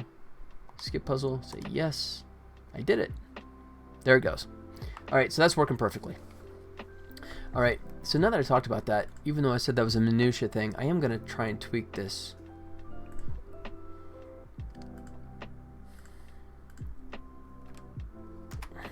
Oops.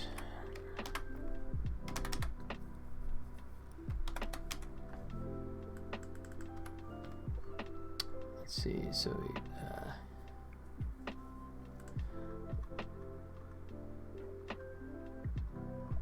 let's come down to the orange gem, holding rock scanner.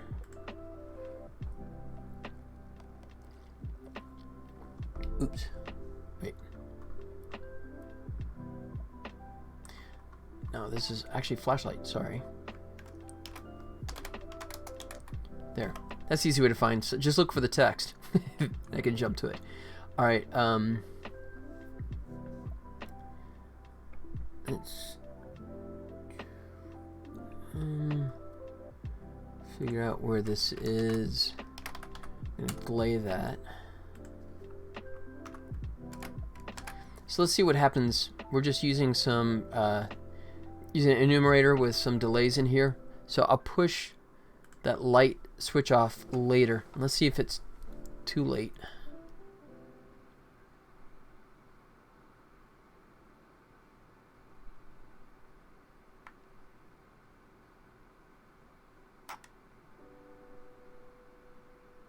Yeah, that's that's a little late. What happens if we drop it here?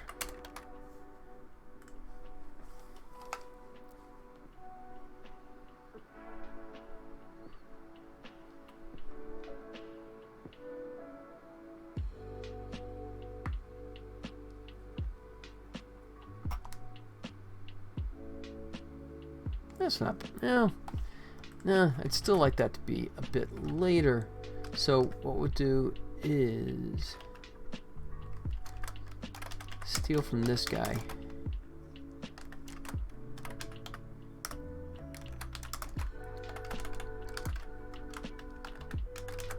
half a second. Let's see how that looks. I'm just thinking ahead when he does that reaction, when he pinwheels backwards, right, reacting to the light flashing. I want to be able to see some of that clearly before the light totally goes out. There we go. I think that's going to work great. That's the perfect balance right there. Got to get it right. Exactly. Perfection is the only solution. Yeah, so I mean, right now he's obviously just standing still, but if you could think about him lurching backwards, right, having that light just a little bit longer. So even if he's just standing there, you can actually see the little red light start to illuminate him. So I like that. I think that does work.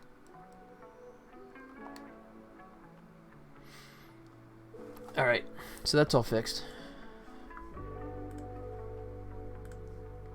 All right, so what do I want to tackle here? So that's behaved. That's well behaved.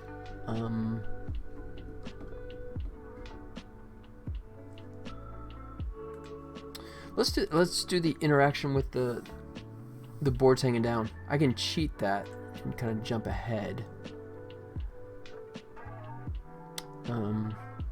Yeah, I have this. This is kind of a funny. Watch this. You know, sometimes I want to test things that are a little further down. So if I hit spacebar, it just jumps. It just jumps to this point. That's my little cheat at the moment. So it just triggers all that kind of stuff. But it's funnier actually. Before I was doing it, and he was still laying down, so he was like sliding on the ground. Wait, see if I can do that again, because it's even funnier when. Oh, I think because I just. Yeah, I think if I just do it like this. He was like slithering on the ground. It was kind of funny looking. Yeah. He's just kind of like. Oh crap! Now the camera's totally skewed up. Let's see. Yeah. Okay. So that's the downside of getting that nuts with it. All right. You know what? I don't need to be running right now because I know what code I want to add. So let's see. So let's go into look request. So my approach was, I don't know if this is the right way or not.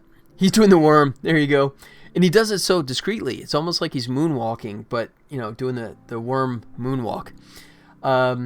So I've grouped it into look request, use request, talk request. So all the items kind of group into that area, which would probably get really heavy over time, right, with more stuff to interact with. But I'm going to break these controllers into locations. So I'm hoping that this won't ever get too overwhelmed. But so let's say we go and look request. So, you know, the room only has so many items you can look at, right? So like if you look at the triggers, it's like too bad I can't reach it. Orange is brighter than the others. We saw that. And then now we want to look at the hanging. Oh, which I don't even have that yet. Cool.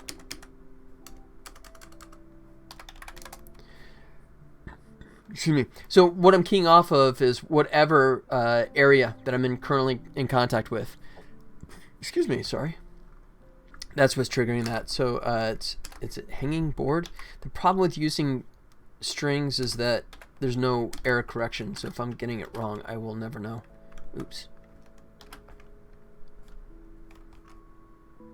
Yeah, hanging wood group.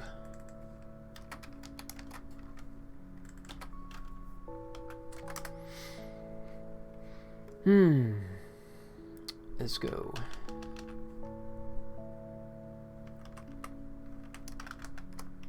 So, and then what I'm doing here too is interact is active. I'm using that because I'm doing my own GUI control, right? And the buttons that you saw. I'm not using the Adventure Creator for that. Adventure Creator is basically just controlling joystick directional movement. So, you know, I have their thing, right, which is the moving around, but I'm also using my own, which interact is active, which tells me to not listen to any inputs while this is going on. So let's go Do I need to actually turn off? No, I guess not. Yeah, okay, yeah, so you can still walk around, but I prevent you from doing another input at that moment while something displays. So in this case, let's say, let's see. There's some boards. There's some boards hanging from the ceiling. And I have no spell check, so I'm going to be terrible about this. Ah, that's wrong right there, isn't it? Ceiling? No, that was right the first time. What? You like it better with a G in there? Like I said, I will have to go back and spell check this stuff for sure, because I am a god-awful speller. Hainin. There's Hainin all over the place. You gotta watch out for that Hainin. Are you Hainin me? We just created a new word, Hainin. I don't even think it exists. Alright. So that covers look. Now we want to use. So, for example, we just test that real quick. Although, I think it's going to be fine. So this is kind of overkill, but what the hey. So I'm dying to know what setting I change now. I don't mean to like get off the track, but I'm dying to know what setting I change that makes my stream actually behave now. Oh well. Alright, spacebar. Get to your mark, dummy. There it goes. Alright. So now, if we look here, it should go... Oops. Look. Oh, crap. Hanging wood trigger. That should have worked. And it didn't.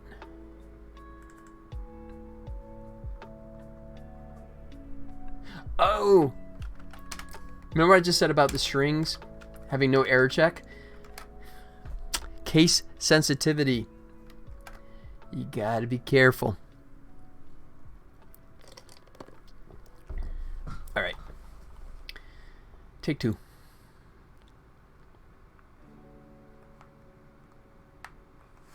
Spacebar. Cheat mode.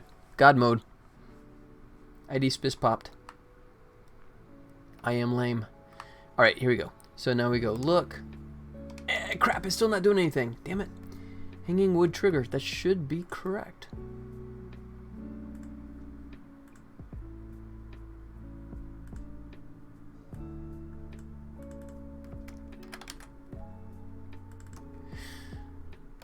It's trigger, not group, dummy. Stupid mother... Oh. Yes, using strings for this stuff. That's definitely going to be the death of me. Alright. Third time's a charm, right?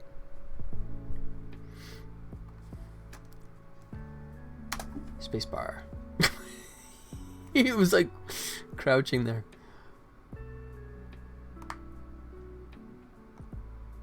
Alright, now look. There it is. Oh, but actually that's... yeah, exactly.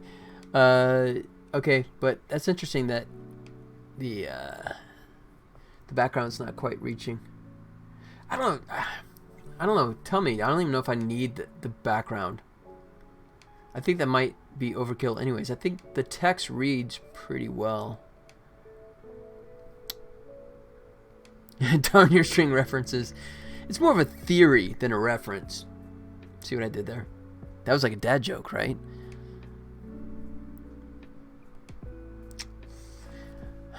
I might do that. I might actually just... Alright. I'm going to turn that off for the time being and see if I hate it.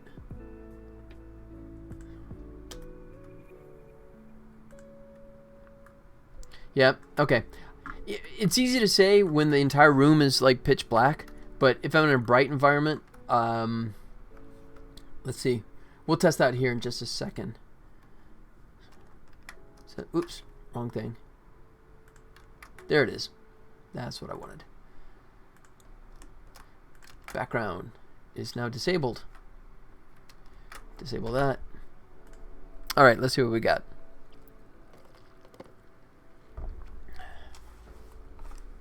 Spacebar.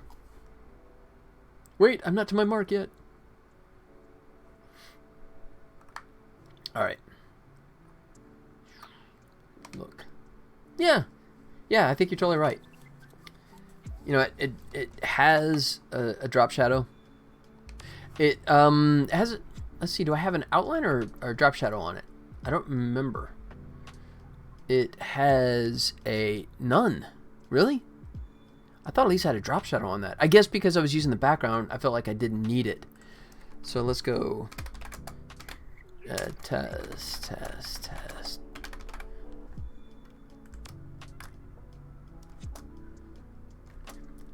Yeah, I think drop shadow would not be a terrible thing. I can use an outline, but to be honest, the outline gets a kind of ugly. It gets real choppy. Yeah, this is as big as I'm going to be able to make it, I think. Yep, okay. So let's go with the shadow.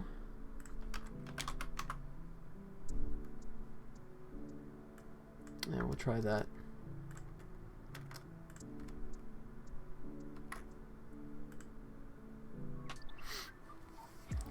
So if you're curious, I'm using NGUI, not Unity's built-in. I've been using NGUI since like the early days. So I mean, at this point, I've been using it for like, God, like a decade now. So I'm just really comfortable with it. So I'm gonna stick with that rather than using UGUI. Yeah, I like the little drop shadow on there. I think that makes it scream. Where is it? There he is.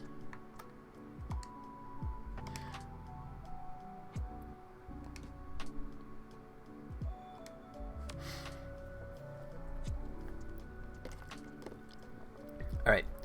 So let's... All right. So the next question mark is, does this actually read well? When you're walking around, can you miss that? Or does that board kind of like scream? I mean, it's kind of in your face, right? I could add a little rim lighting to it. You know what? It's not a terrible idea. Let me try that.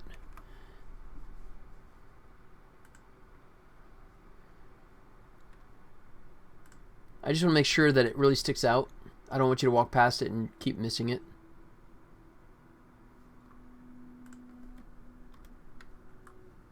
Yeah. Yeah, but here's the catch. I can lower it, but the point is that I need him, right? If you say use board, he's going to reach up and he can't reach it, right? So I need to keep it up in the air a bit, right? And I can raise the camera a bit higher, but I also don't want to get too high so you actually see the fact that the top of the board is nowhere near the ceiling. You know, but if, let's see, if we go ladder, we change this to duplicate, and we'll call this hanging board. Ow! Like so. Oops. Oop. I'm at runtime.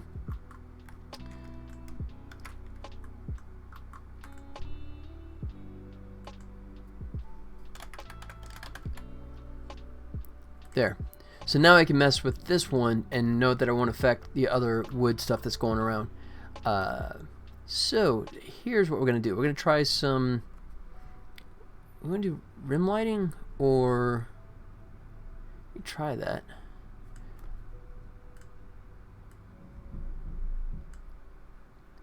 It has no effect. Oh, there it is.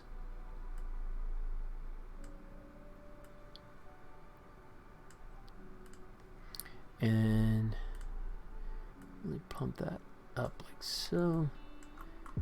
That just makes it look like it's glowing.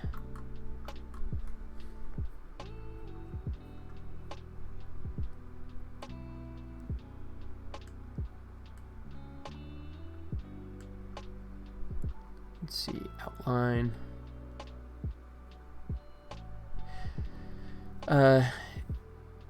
Shows up, right? Yeah, it does.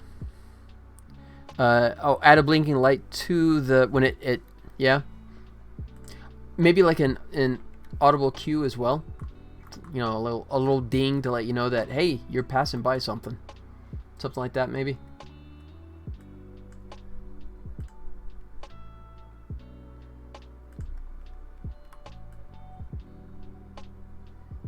Yeah, that's kind of good, right? I mean, that's kind of screaming in your face. That's screaming too much, actually.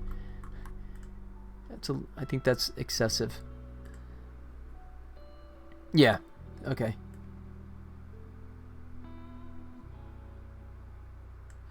Let me go orange, more orange here to sort of convey that it's like the light over there that's generating that. So, and I shouldn't have done that because I don't know what I was at. Is it 4? There it is. All right.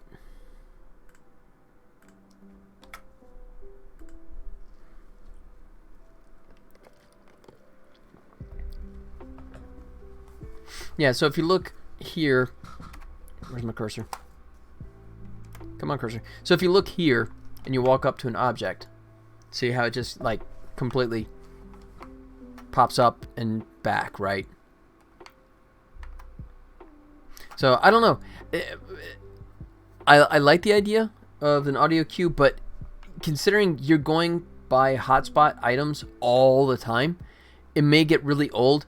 You know, ding, ding, ding. You know, I don't know if that's might be real annoying real fast.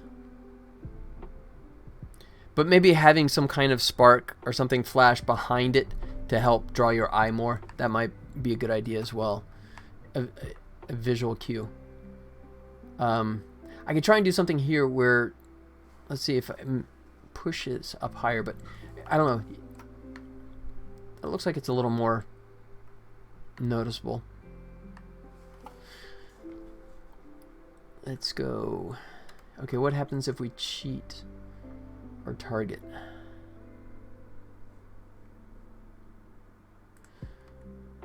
Probably need to do this anyways.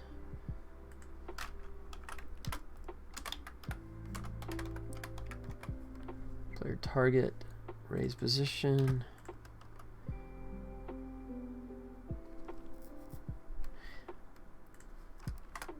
Yeah, okay, here's what we're gonna do. Excuse me, so I have two positions. I have like standard looking at him, and then one when I raise up in the air. So if I hit hanging wood, so let's just do this. Go plus new vector 3 0. I have no idea. I'm guessing 2. This might be like sending it straight in the stratosphere, but so I'm gonna raise it to the standard high and then push it up to whatever that is. Yeah. Let's see what that does.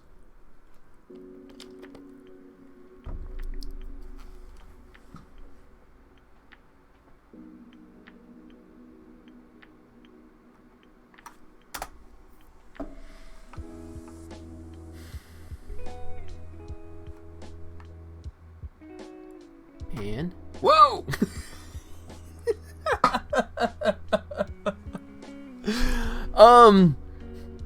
Ship it. All right. So, after a careful analysis, 2 might be a little high. Okay. All right. Rather than trial and error, I'll throw up a little temp variable so I can figure this out a little bit faster. I was just hoping that I was going to get lucky, but do temp val.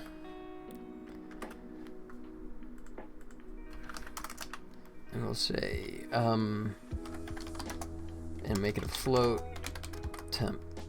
Oops. You gotta pump those numbers up. Alright. Oh shoot, I'm full screen. I gotta take it out full screen. This is great, by the way. So, you see how it actually finished compiling and went back and started running the game? For years, they took that out, right? For years in Unity, when you click the play button while it was compiling, it ignored it, right? And you had to wait endlessly for it to compile, and you were like sitting there. It's like, wait, what's happening? Nothing. Oh, okay. Let me hit play again. But a million years ago, that worked. But they've just reinstated it. I don't know how long ago, but I'm so happy that that's back. Because I like being able to compile a bunch of stuff, right? Save that and just hit play. And then it does its compile and just starts kicking off. All right, so hooray to Unity for that one. All right, let's back up here. Temp values, so we'll start with 0.5. What do you think? Spacebar. 0.5 probably is still going to be too insanely high, but it's something to start with. Oh! Actually, not that bad. All right. So let's bring down to 0.4, shall we?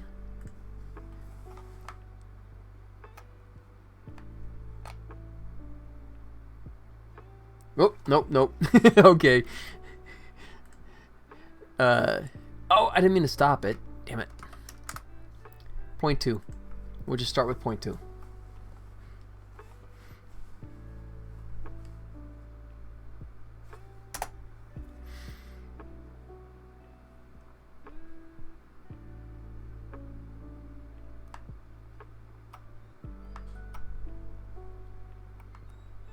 There you go. Alright, can I ever get to see the top of it though? So 0.2 is looking like a good possibility. Alright, this point you cannot miss that, right? If you're walking around and it hey, I'm up here, right? Yeah, there's no way. I think I could even take away that rim lighting because I'm not a big fan of that. I think that's just screaming. And I mean, especially when it's illuminated on the side there with the specular hit, it's just so damn bright. But I think, yeah, and I don't see any point where we're actually getting to the top of the board. There's some boards hanging from the ceiling. There you go. All right, so having done that, I'm going to undo this bad boy. Whoops, wrong thing selected. Hanging board and switch that back to ladder. Hanging board is going away. That's good. All right, so we got that. So let's go back into 0.2. Excuse me.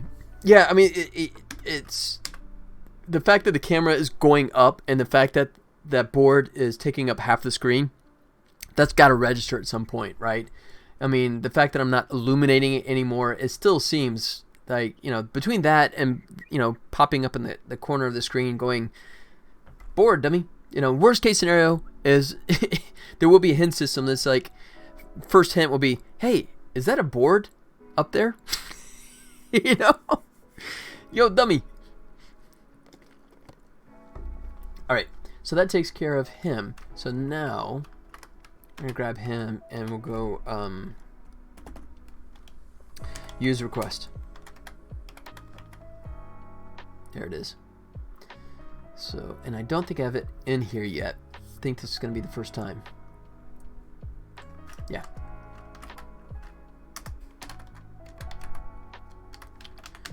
And then now we're going to go switch to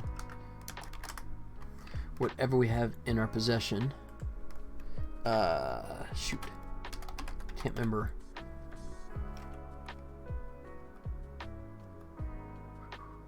There it is.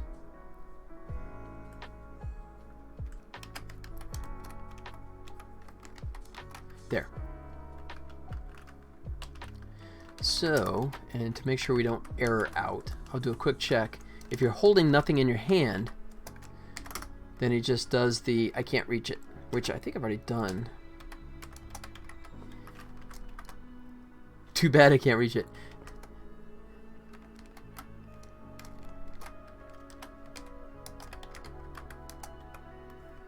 There's a good one. I'm just too lazy to type. I just want to copy everything right now. Just getting so lazy. Do that and then return. Bail out because there's nothing else going there. So if that's good, then we'll say, okay, what am I holding? Because one of these things will actually work.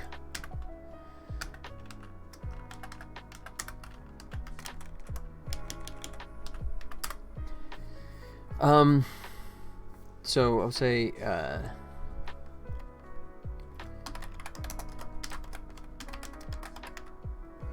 and then here's how I cheat to make sure that I'm doing this right.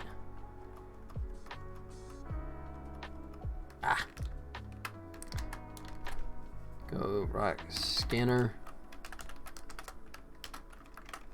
I know I could use an enum and set that up correctly and just do it that way, but I'm just too lazy to set up the enum.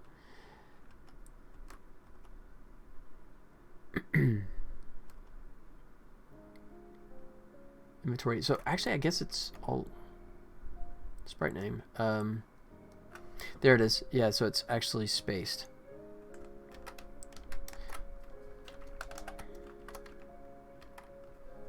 Oh, selected item alt name. There, that's what I want. Alt label. So that's the more conventional name. So if the rock scanner, I can have a couple items here. So I have rock scanner,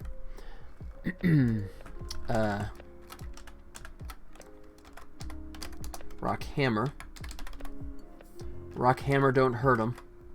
Yeah, that was definitely a dad joke. What else could I have? Scanner, hammer.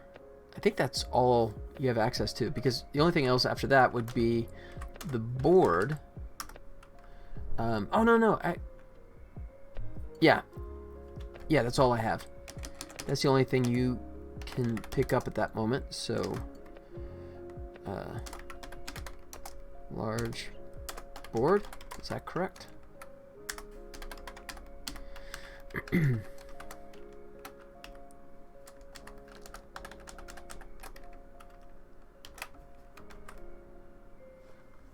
All right. Yep, that is correct. Oh, but it's both uppercase. Ooh, I'm kind of mixing stuff up here. Okay, so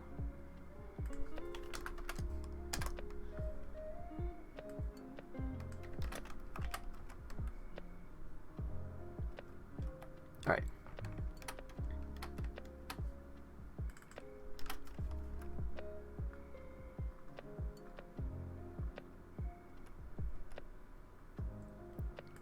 All right. So yeah, these hammer, large board. These descriptive names. That's what I'm keying off of.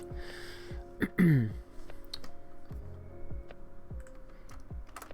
this case, there'll be an animation that'll play there. Where it'll use the rock scanner and hit it. The board will just kind of go doyoyoing like that. But I'll do that didn't help. Here. And then I'm just going to do a debug log.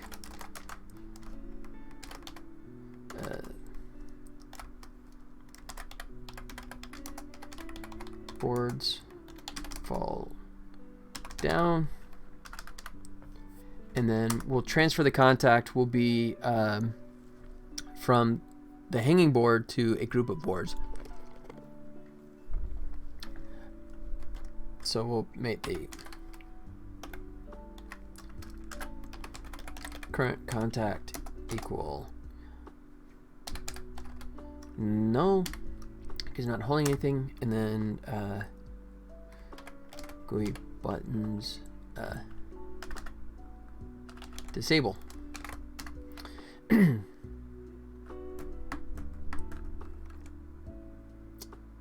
right, and then I gotta make the large board so you can actually pick it up and add it to the inventory. That would help, because I can't use it if I'm not holding on to it, and I don't have the hammer yet anyways. Okay. I'll try and squeeze that in.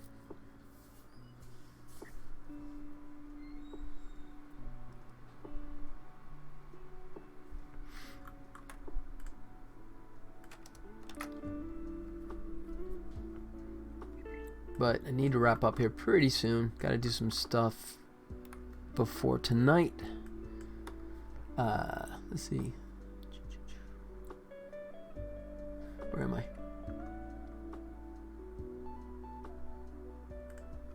There it is. Look who's there. All right.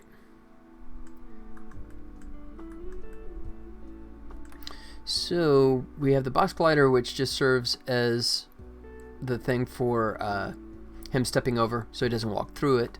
But then we're also going to make a cylinder. It's interesting that they use box colliders for actual collision, where I've been using cylinders just for round. I guess I should probably switch that to box colliders because it's more performant.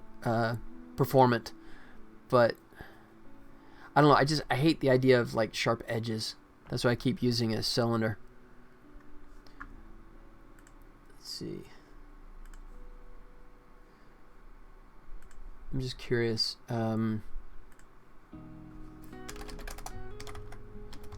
Performance difference between box and cylinder colliders. See if we get anything out of that. Capsule versus, oh, I said cylinder, capsule.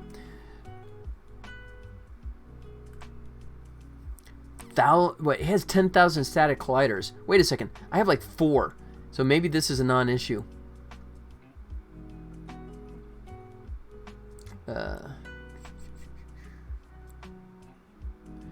The capsule actually beats the box. The capsule's actually faster. Okay, that's good enough for me. And then if they're doing like 1,000 colliders and I'm literally doing like 6 in the scene, yeah, I'm obviously worrying about arranging deck chairs on the bridge of the Titanic. So yeah, I know, Lucina, that was kind of like a surprise. I was not expecting that. All right, in that case, we will do a cylinder. So let's add that. Oh, sorry, I keep saying cylinders. Capsule.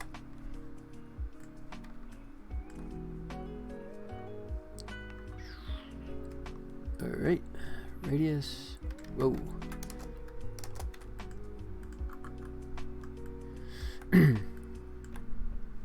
Yeah, no, I don't know if that person just did that was just one user, so I don't know if he or she did something strange with their setup. Now, this is the only bummer about boxes and cylinders is the fact that they are equal radius, right? So that's kind of annoying that you can't have, unless,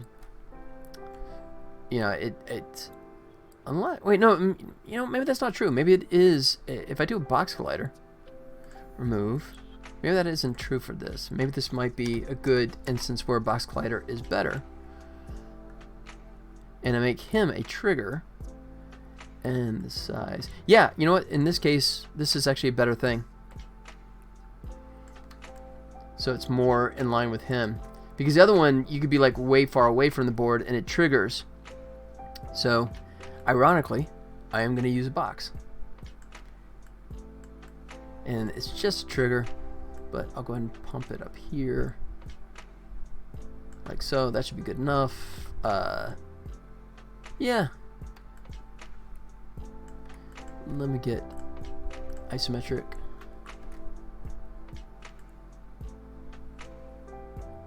Yep, okay, that's good enough.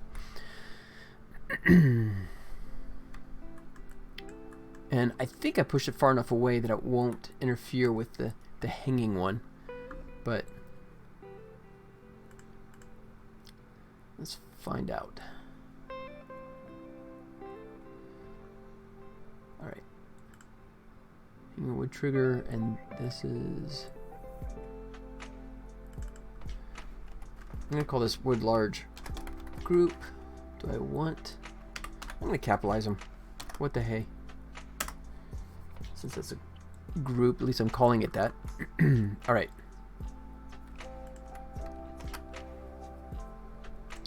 So first things first, let's see if we can actually make him contact enter, make him exist.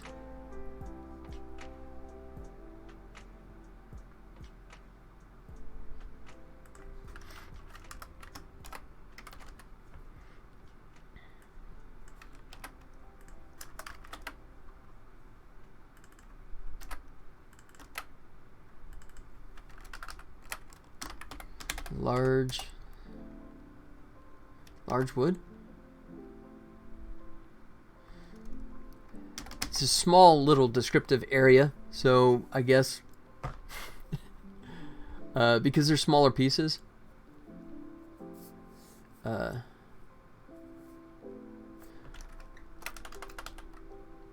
Yeah, I'll just go with that. Large wood. Yeah, overthinking it. I'll leave it be. Now for exit. I think I just tossed in the generic one that I have here.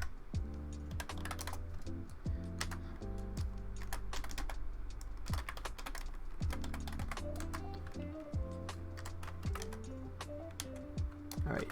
Now, is that correct? It is. Hey.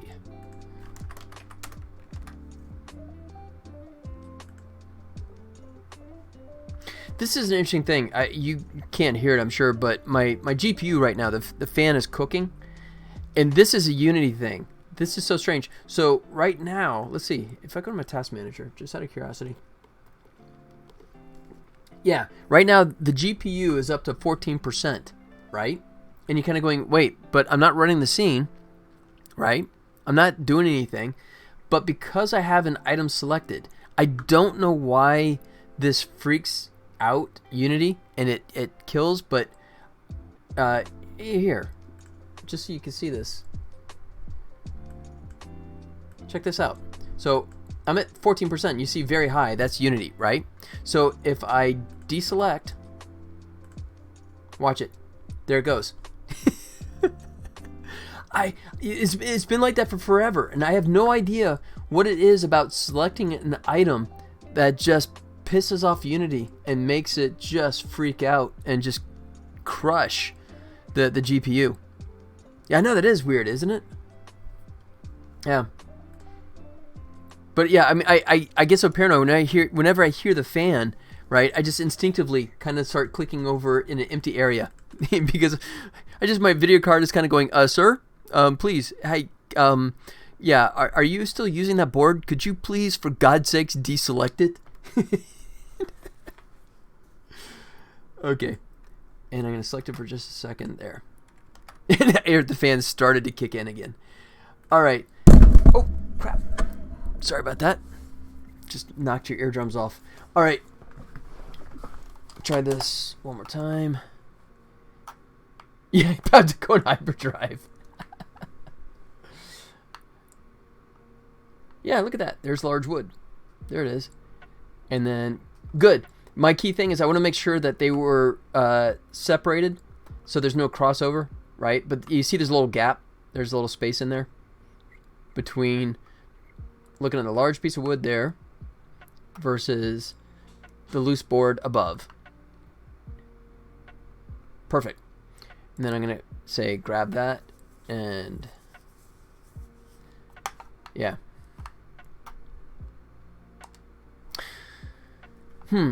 So one thing I didn't think about is doing double duty. If you have something in your inventory, I don't know if I want to punish the person. So if it's something that interacts, then I guess it'll automatically just start interacting with it. But otherwise, it'll just add it to your inventory. I think that's probably the smarter move. Yeah, I think I'm overthinking that. Okay.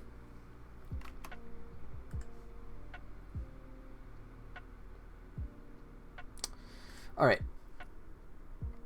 Add that one last thing, and then I think I will wrap up there. Where am I at? Oh yeah, I'm 4:45. Okay.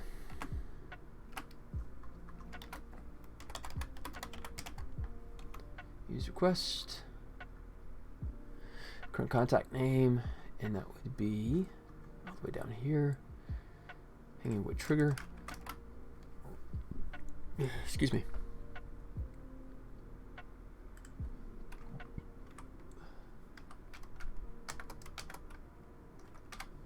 Alright, I'm going to pilfer the code I used for picking up. Not the boulder, but the rock scanner. Blue gems. Did I just go past it? Flashlight, there it is.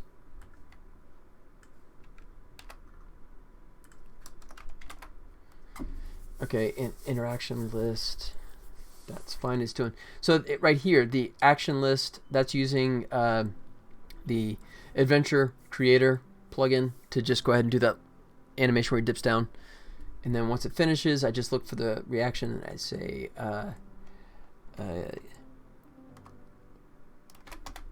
getting large wood, no jokes, please.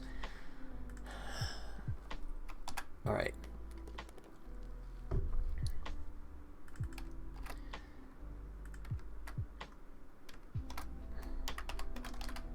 Action list.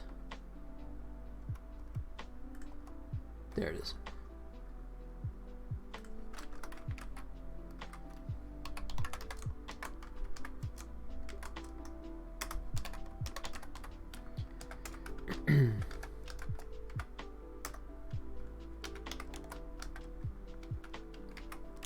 Come on, don't fight me.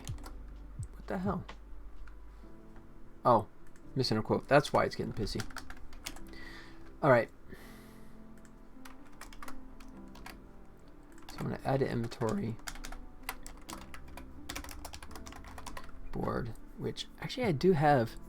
I was waiting for it. Yep. Teed it up nicely. Current contact.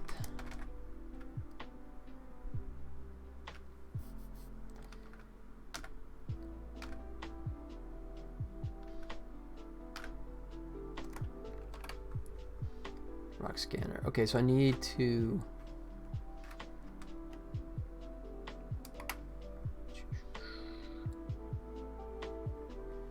current interaction equals nothing.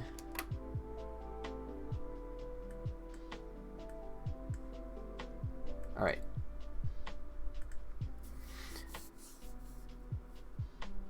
Alright, so that should work, except for I don't have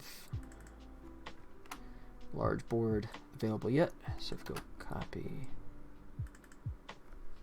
12.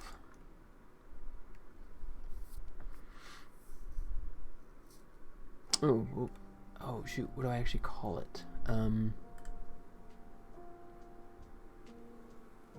I may not even, wait, did I not even add it to the inventory yet?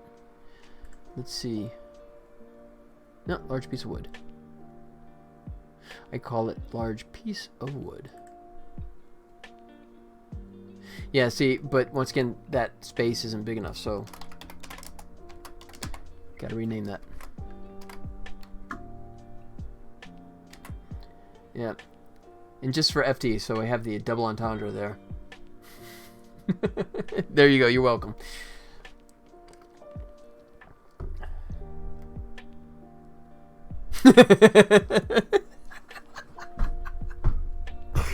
Oh, apparently not. Apparently it's a very tight fit. So, yeah. Got to be careful of those kind of things. You know. Yeah. My Twitch account's gonna get shut down any second. Okay.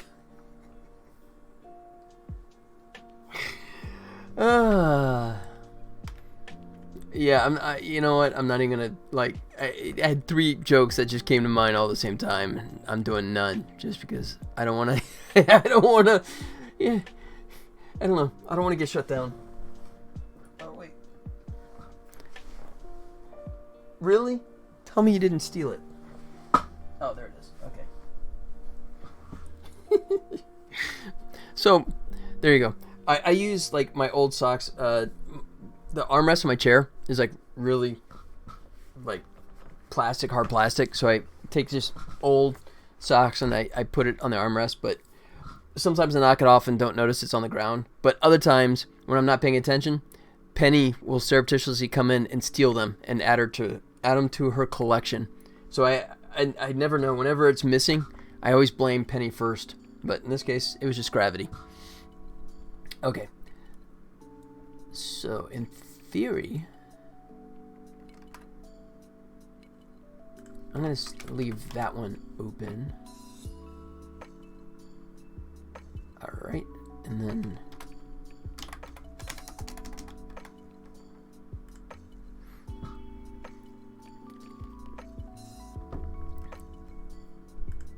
Oh, you know what? How about instead of large wood piece? There you go. That's wood piece. There you go. Yeah. Yeah, she actually was... It's funny. She was getting like these large collections. She'd have like balls of them, right? But then when we got the new puppy, she'd get really protective of it and like scare the crap out of the puppy and growl and lunge at him. So we had to take away Penny's sock privileges, I'm afraid. Alright, so I fixed that there. So let's go in here and change that from large wood to wood piece. That's a little more politically correct, I guess.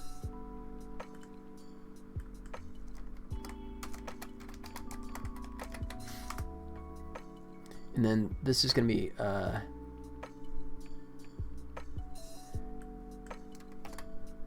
oops. Yeah. I'm going to make this wood pieces. Because originally I was going to make it where you had to like collect individual pieces one at a time. But I thought that was kind of stupid and overkill. So the idea of having them fall from the ceiling all as one group. So pieces of wood. And then we'll say wood pieces. Like so. There. Change this to wood piece. Oh, I can't spell. Wood piece. All right. So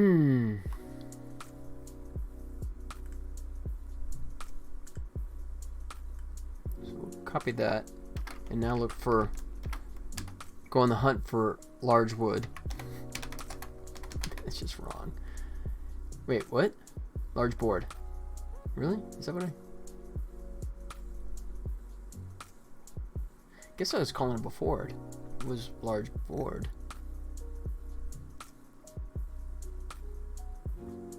That's actually better.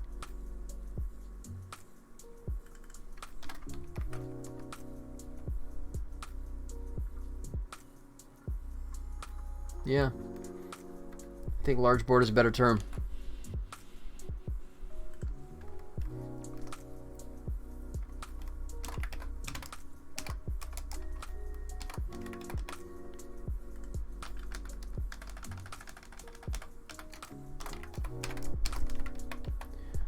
Board. Okay.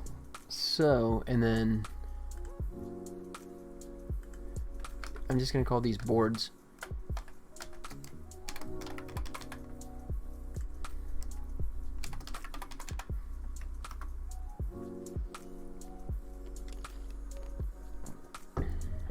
All right, all right.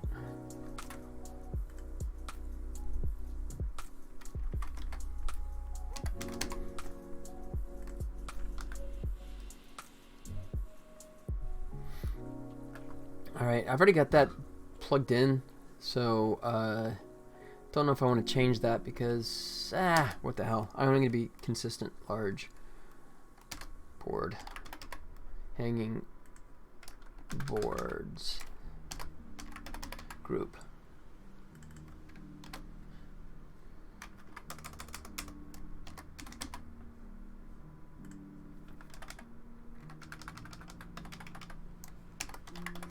Yeah, don't know what I was thinking there.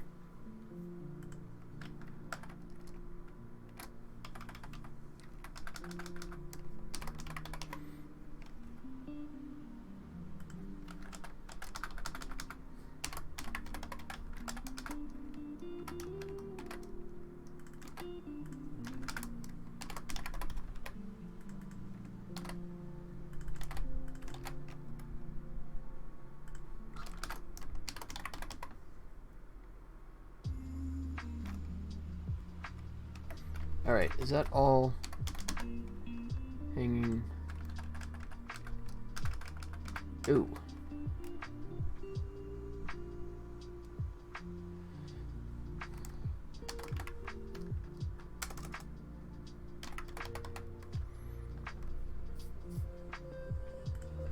So I gotta rename it there too.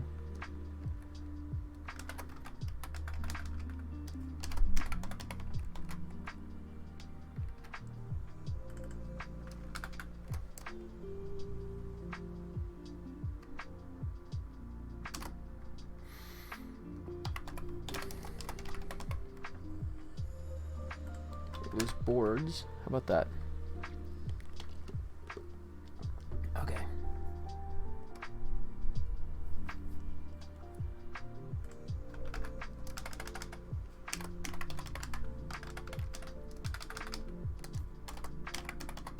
It's a pain in the butt to change horses midstream like this, but I just want to be consistent, because if I don't do it now, going from just leaving mix between boards and wood, it's just gonna like bite me later on.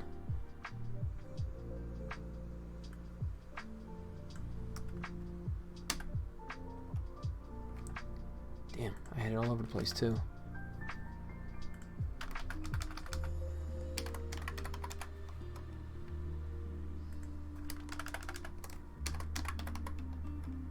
Okay.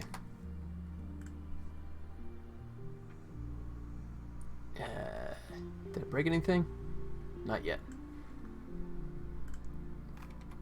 So we change this to hanging boards trigger, and we'll make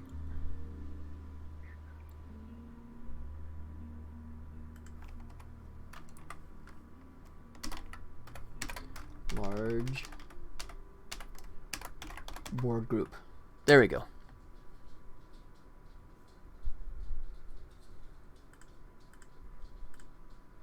Large board.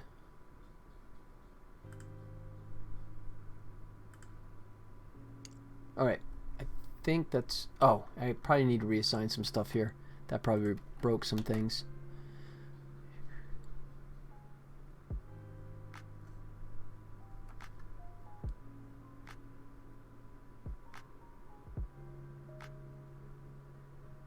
Yeah. It did. Hanging boards right there. Large board. Done. Alright. I think that puts stuff back to where it should be. We'll see.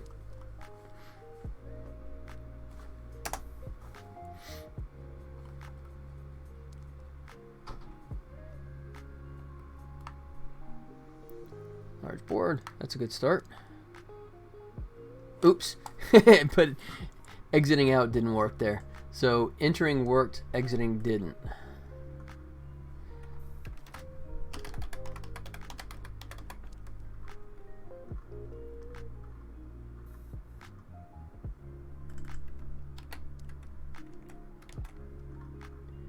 Exit, so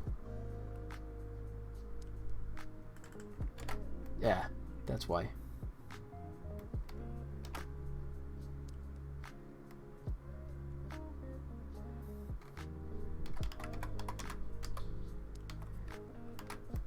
Okay.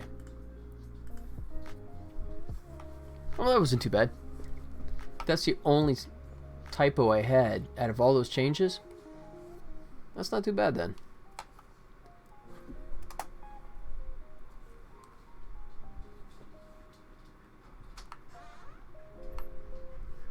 You still screaming? Yep. No. Amos got growled at a few dogs and got freaked out. Yeah. Yeah, but he met a lot of dogs. That freaked him out, so afterwards he was afraid of these other dogs. Mm. Whoa. Oh. I forgot. He just took off. So remember, I'm using those the Adventure Creator action list, but I forgot to update the action list and put a point for it to go to. So it was using the old for picking up the the rock scanner. That's why it kind of took off in left field. I'm going to fix that, and everything else is working. So I'm going to make that my finish line. That's pretty good cutoff. That's some decent revisions there. All right. So let's add a new item to the list here. So move to rock scanner. We'll just borrow him. Duplicate. We'll call that move to... Space that out a little bit.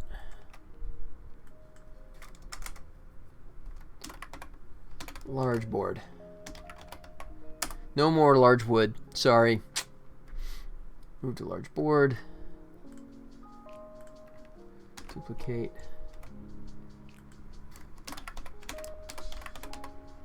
Move to large board. Now we gotta add a destination. Oh crap.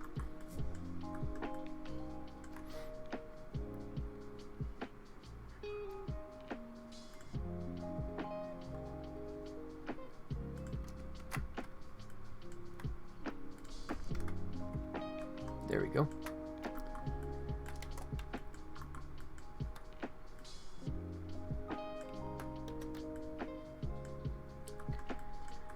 We will say oh wait, do I already have that? Oh no, that's for when he's... Yeah, that's when he's moving in a position. Check me out. I'm like all over the place. You know, I'm unstoppable today. Alright, so where is this guy? There he is. Marker. So we're going to duplicate the marker. Get large board. And we will put that over here. Like so. Almost there. Stay on target. Move large board. You know, I kind of like breezed over that. You know, I didn't really... I got a couple of the frames that I worked on, but I didn't really go into it much. I don't know. I mean, do you want me to? I was just... It's not really all that exciting. It's mostly just spaceships flying around, and I mean, like the Borg Queen, she has like these like tubes that stick out, you know. So it's... I don't know if it makes... It's in terms of character animation, it's really not that exciting.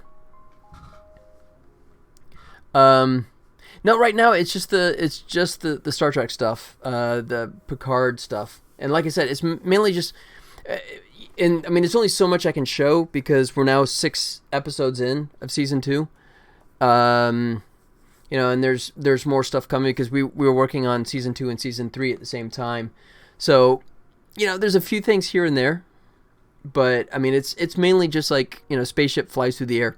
So I mean, if you're, you know, if someone out there is a big Star Trek fan, or more importantly, a big Star Trek Picard fan, then it may be more interesting. Otherwise, it's more or less just like, hey, spaceship flying through the air, you know.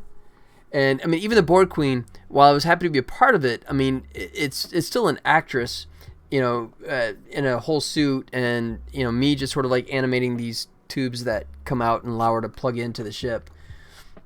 So I wasn't really gonna push it, but I mean, I can revisit it. You know, maybe not today, but I mean, if you want, I can find the time and talk about it a little bit if you're, you know, and the longer we wait, I guess the more there is to show. You know, there's still a few episodes, 4 episodes left, I think. 4 or 5. Excuse me. It's hard to tell.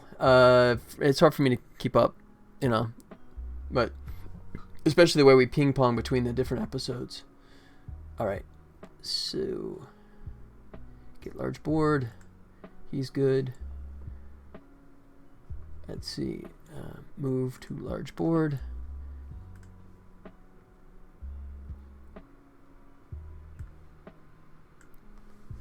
There, that should do it.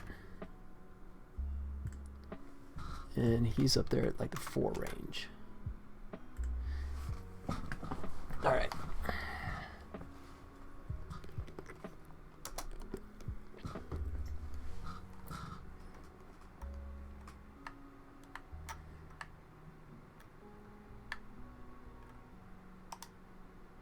Nope, he's still going off in the left field. Oh, because I gotta make it the new action. That's right. Forget about that.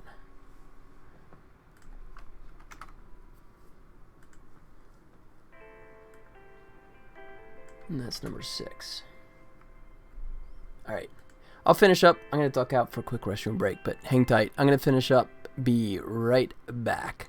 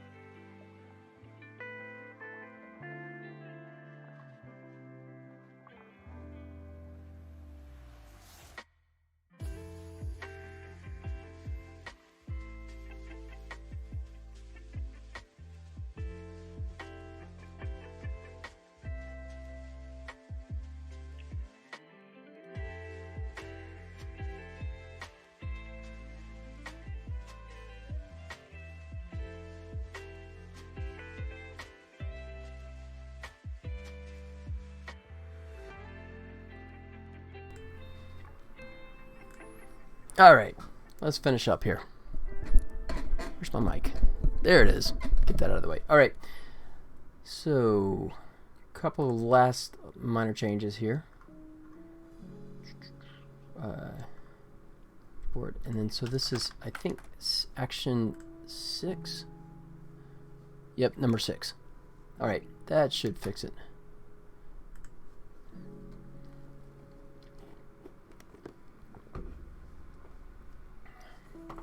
Alright. Spacebar.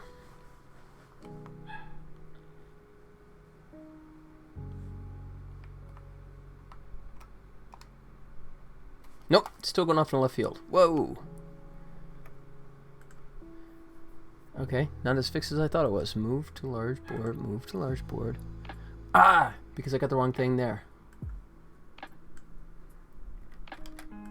There we go. Now I got it. This has definitely got to, I hope, make it work.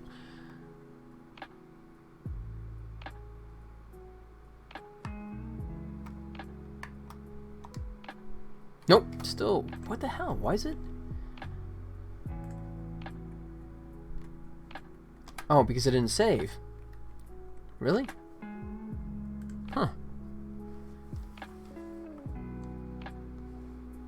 That was like a double fail.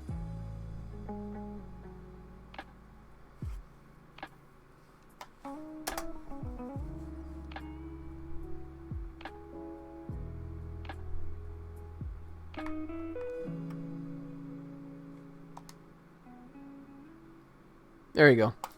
He wants to wander a bit. He's just not paying attention, is he?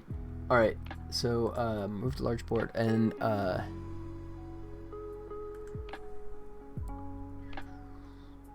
where is... Alright, and he's going to point at the large board. Like so.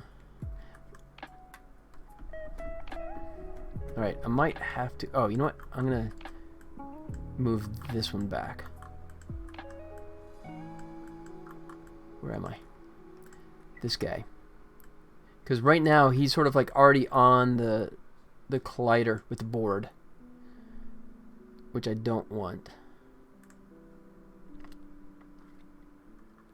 Alright, so how do I collect?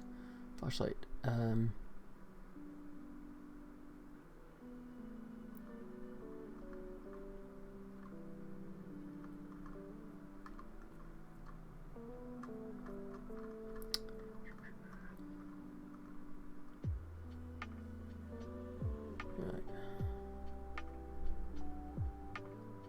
Okay, rock scanner.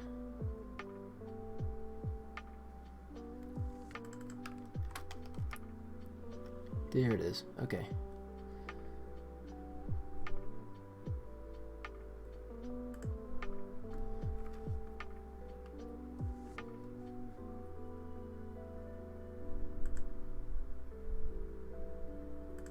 Ah, that's what I wanted. Okay.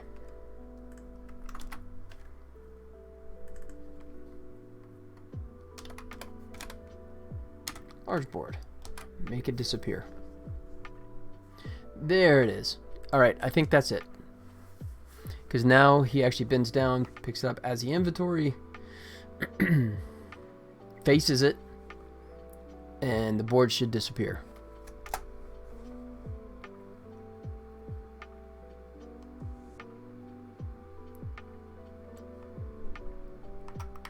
So for here, goes over here, turns it, boom. There it is. And then, oh, we don't return to the game though. Whoops.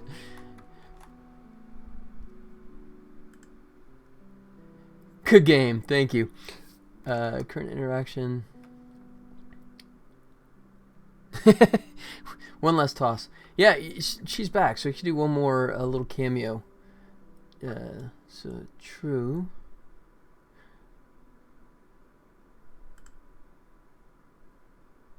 So okay. Need to show buttons again.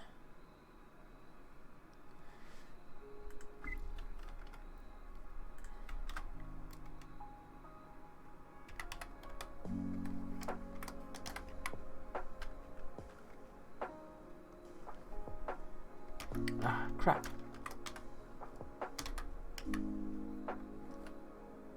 No.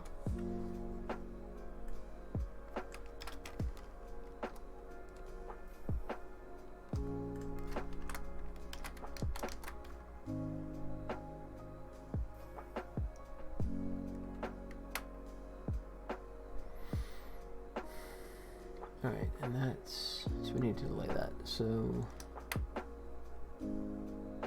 Oh, I'm doing it twice. Oops.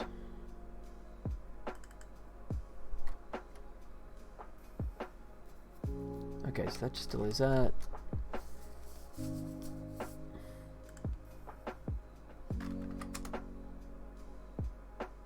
After he finishes, he should... Okay, I'm just going to put it on right here, even though the timing is wrong. Let's see.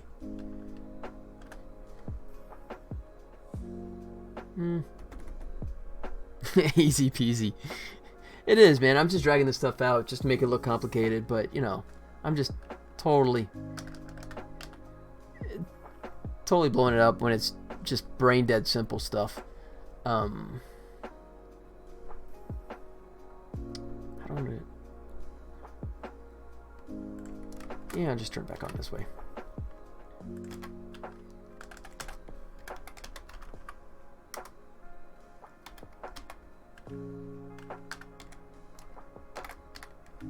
There. Ugly because it's going to happen too early, but at least I'll know it's there. I'll figure out how to delay it later. Really? I thought I hit play.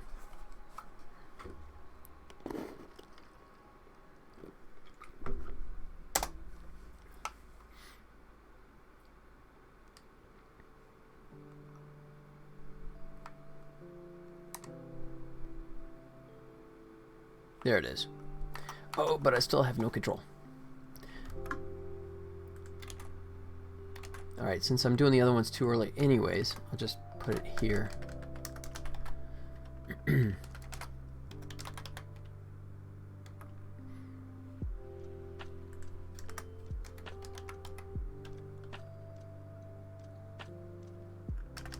Ah, crap, I keep forgetting what I call that damn thing. Interactive. Interact is active. Gotta remember that. There. Having redispatched the villain.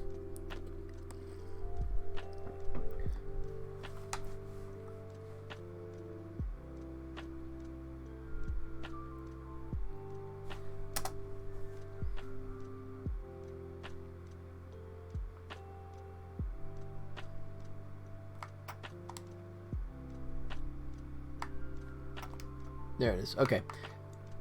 And it's not showing the icon right. I'll fix that later. That's no big deal, but at least it's actually adding it to the inventory, which is a good thing. So, yay. Alright, that was some good progress right there. I'm pretty happy with that. And it is 5:14. You guys should be asleep by now. You're way past your bedtime. Uh-oh. Wait. I'm all hung up here. There we go. Alright. I do believe it is that time, the most important time, to have the Nutty Penny come visit. Let's see if she's around. Oh, yep. Oh, God! There you go. Ow. Yep. Alright. Yep, she's ready for Frisbee time. Alright. Lucchini, FD, thanks for hanging in there with me. I'm glad we got the streaming issues resolved. Amos? Come here, buddy. You want to say hi? Wait. Your audience is calling. There you go. There you go. There's the... What's up? Yeah? You ready to go to the backyard? There's the Amos. Alright. He's the goodest boy. Yep. Time for Amos to go chase Penny in the backyard. Alright, guys. Thanks for coming out and hanging out with me. You guys go to bed. It's late for you. Yeah? Yep. Amos is the barky one. Alright. I will see you guys next Saturday. Since the stream seems to be working, right? I guess I can get back to doing this for real. You will, okay. Thanks again for hanging out. And I will be back next Saturday to take another stab at this. Until then, you guys have yourselves a fantastic week. Alright? Alright, guys. Take care. Adios.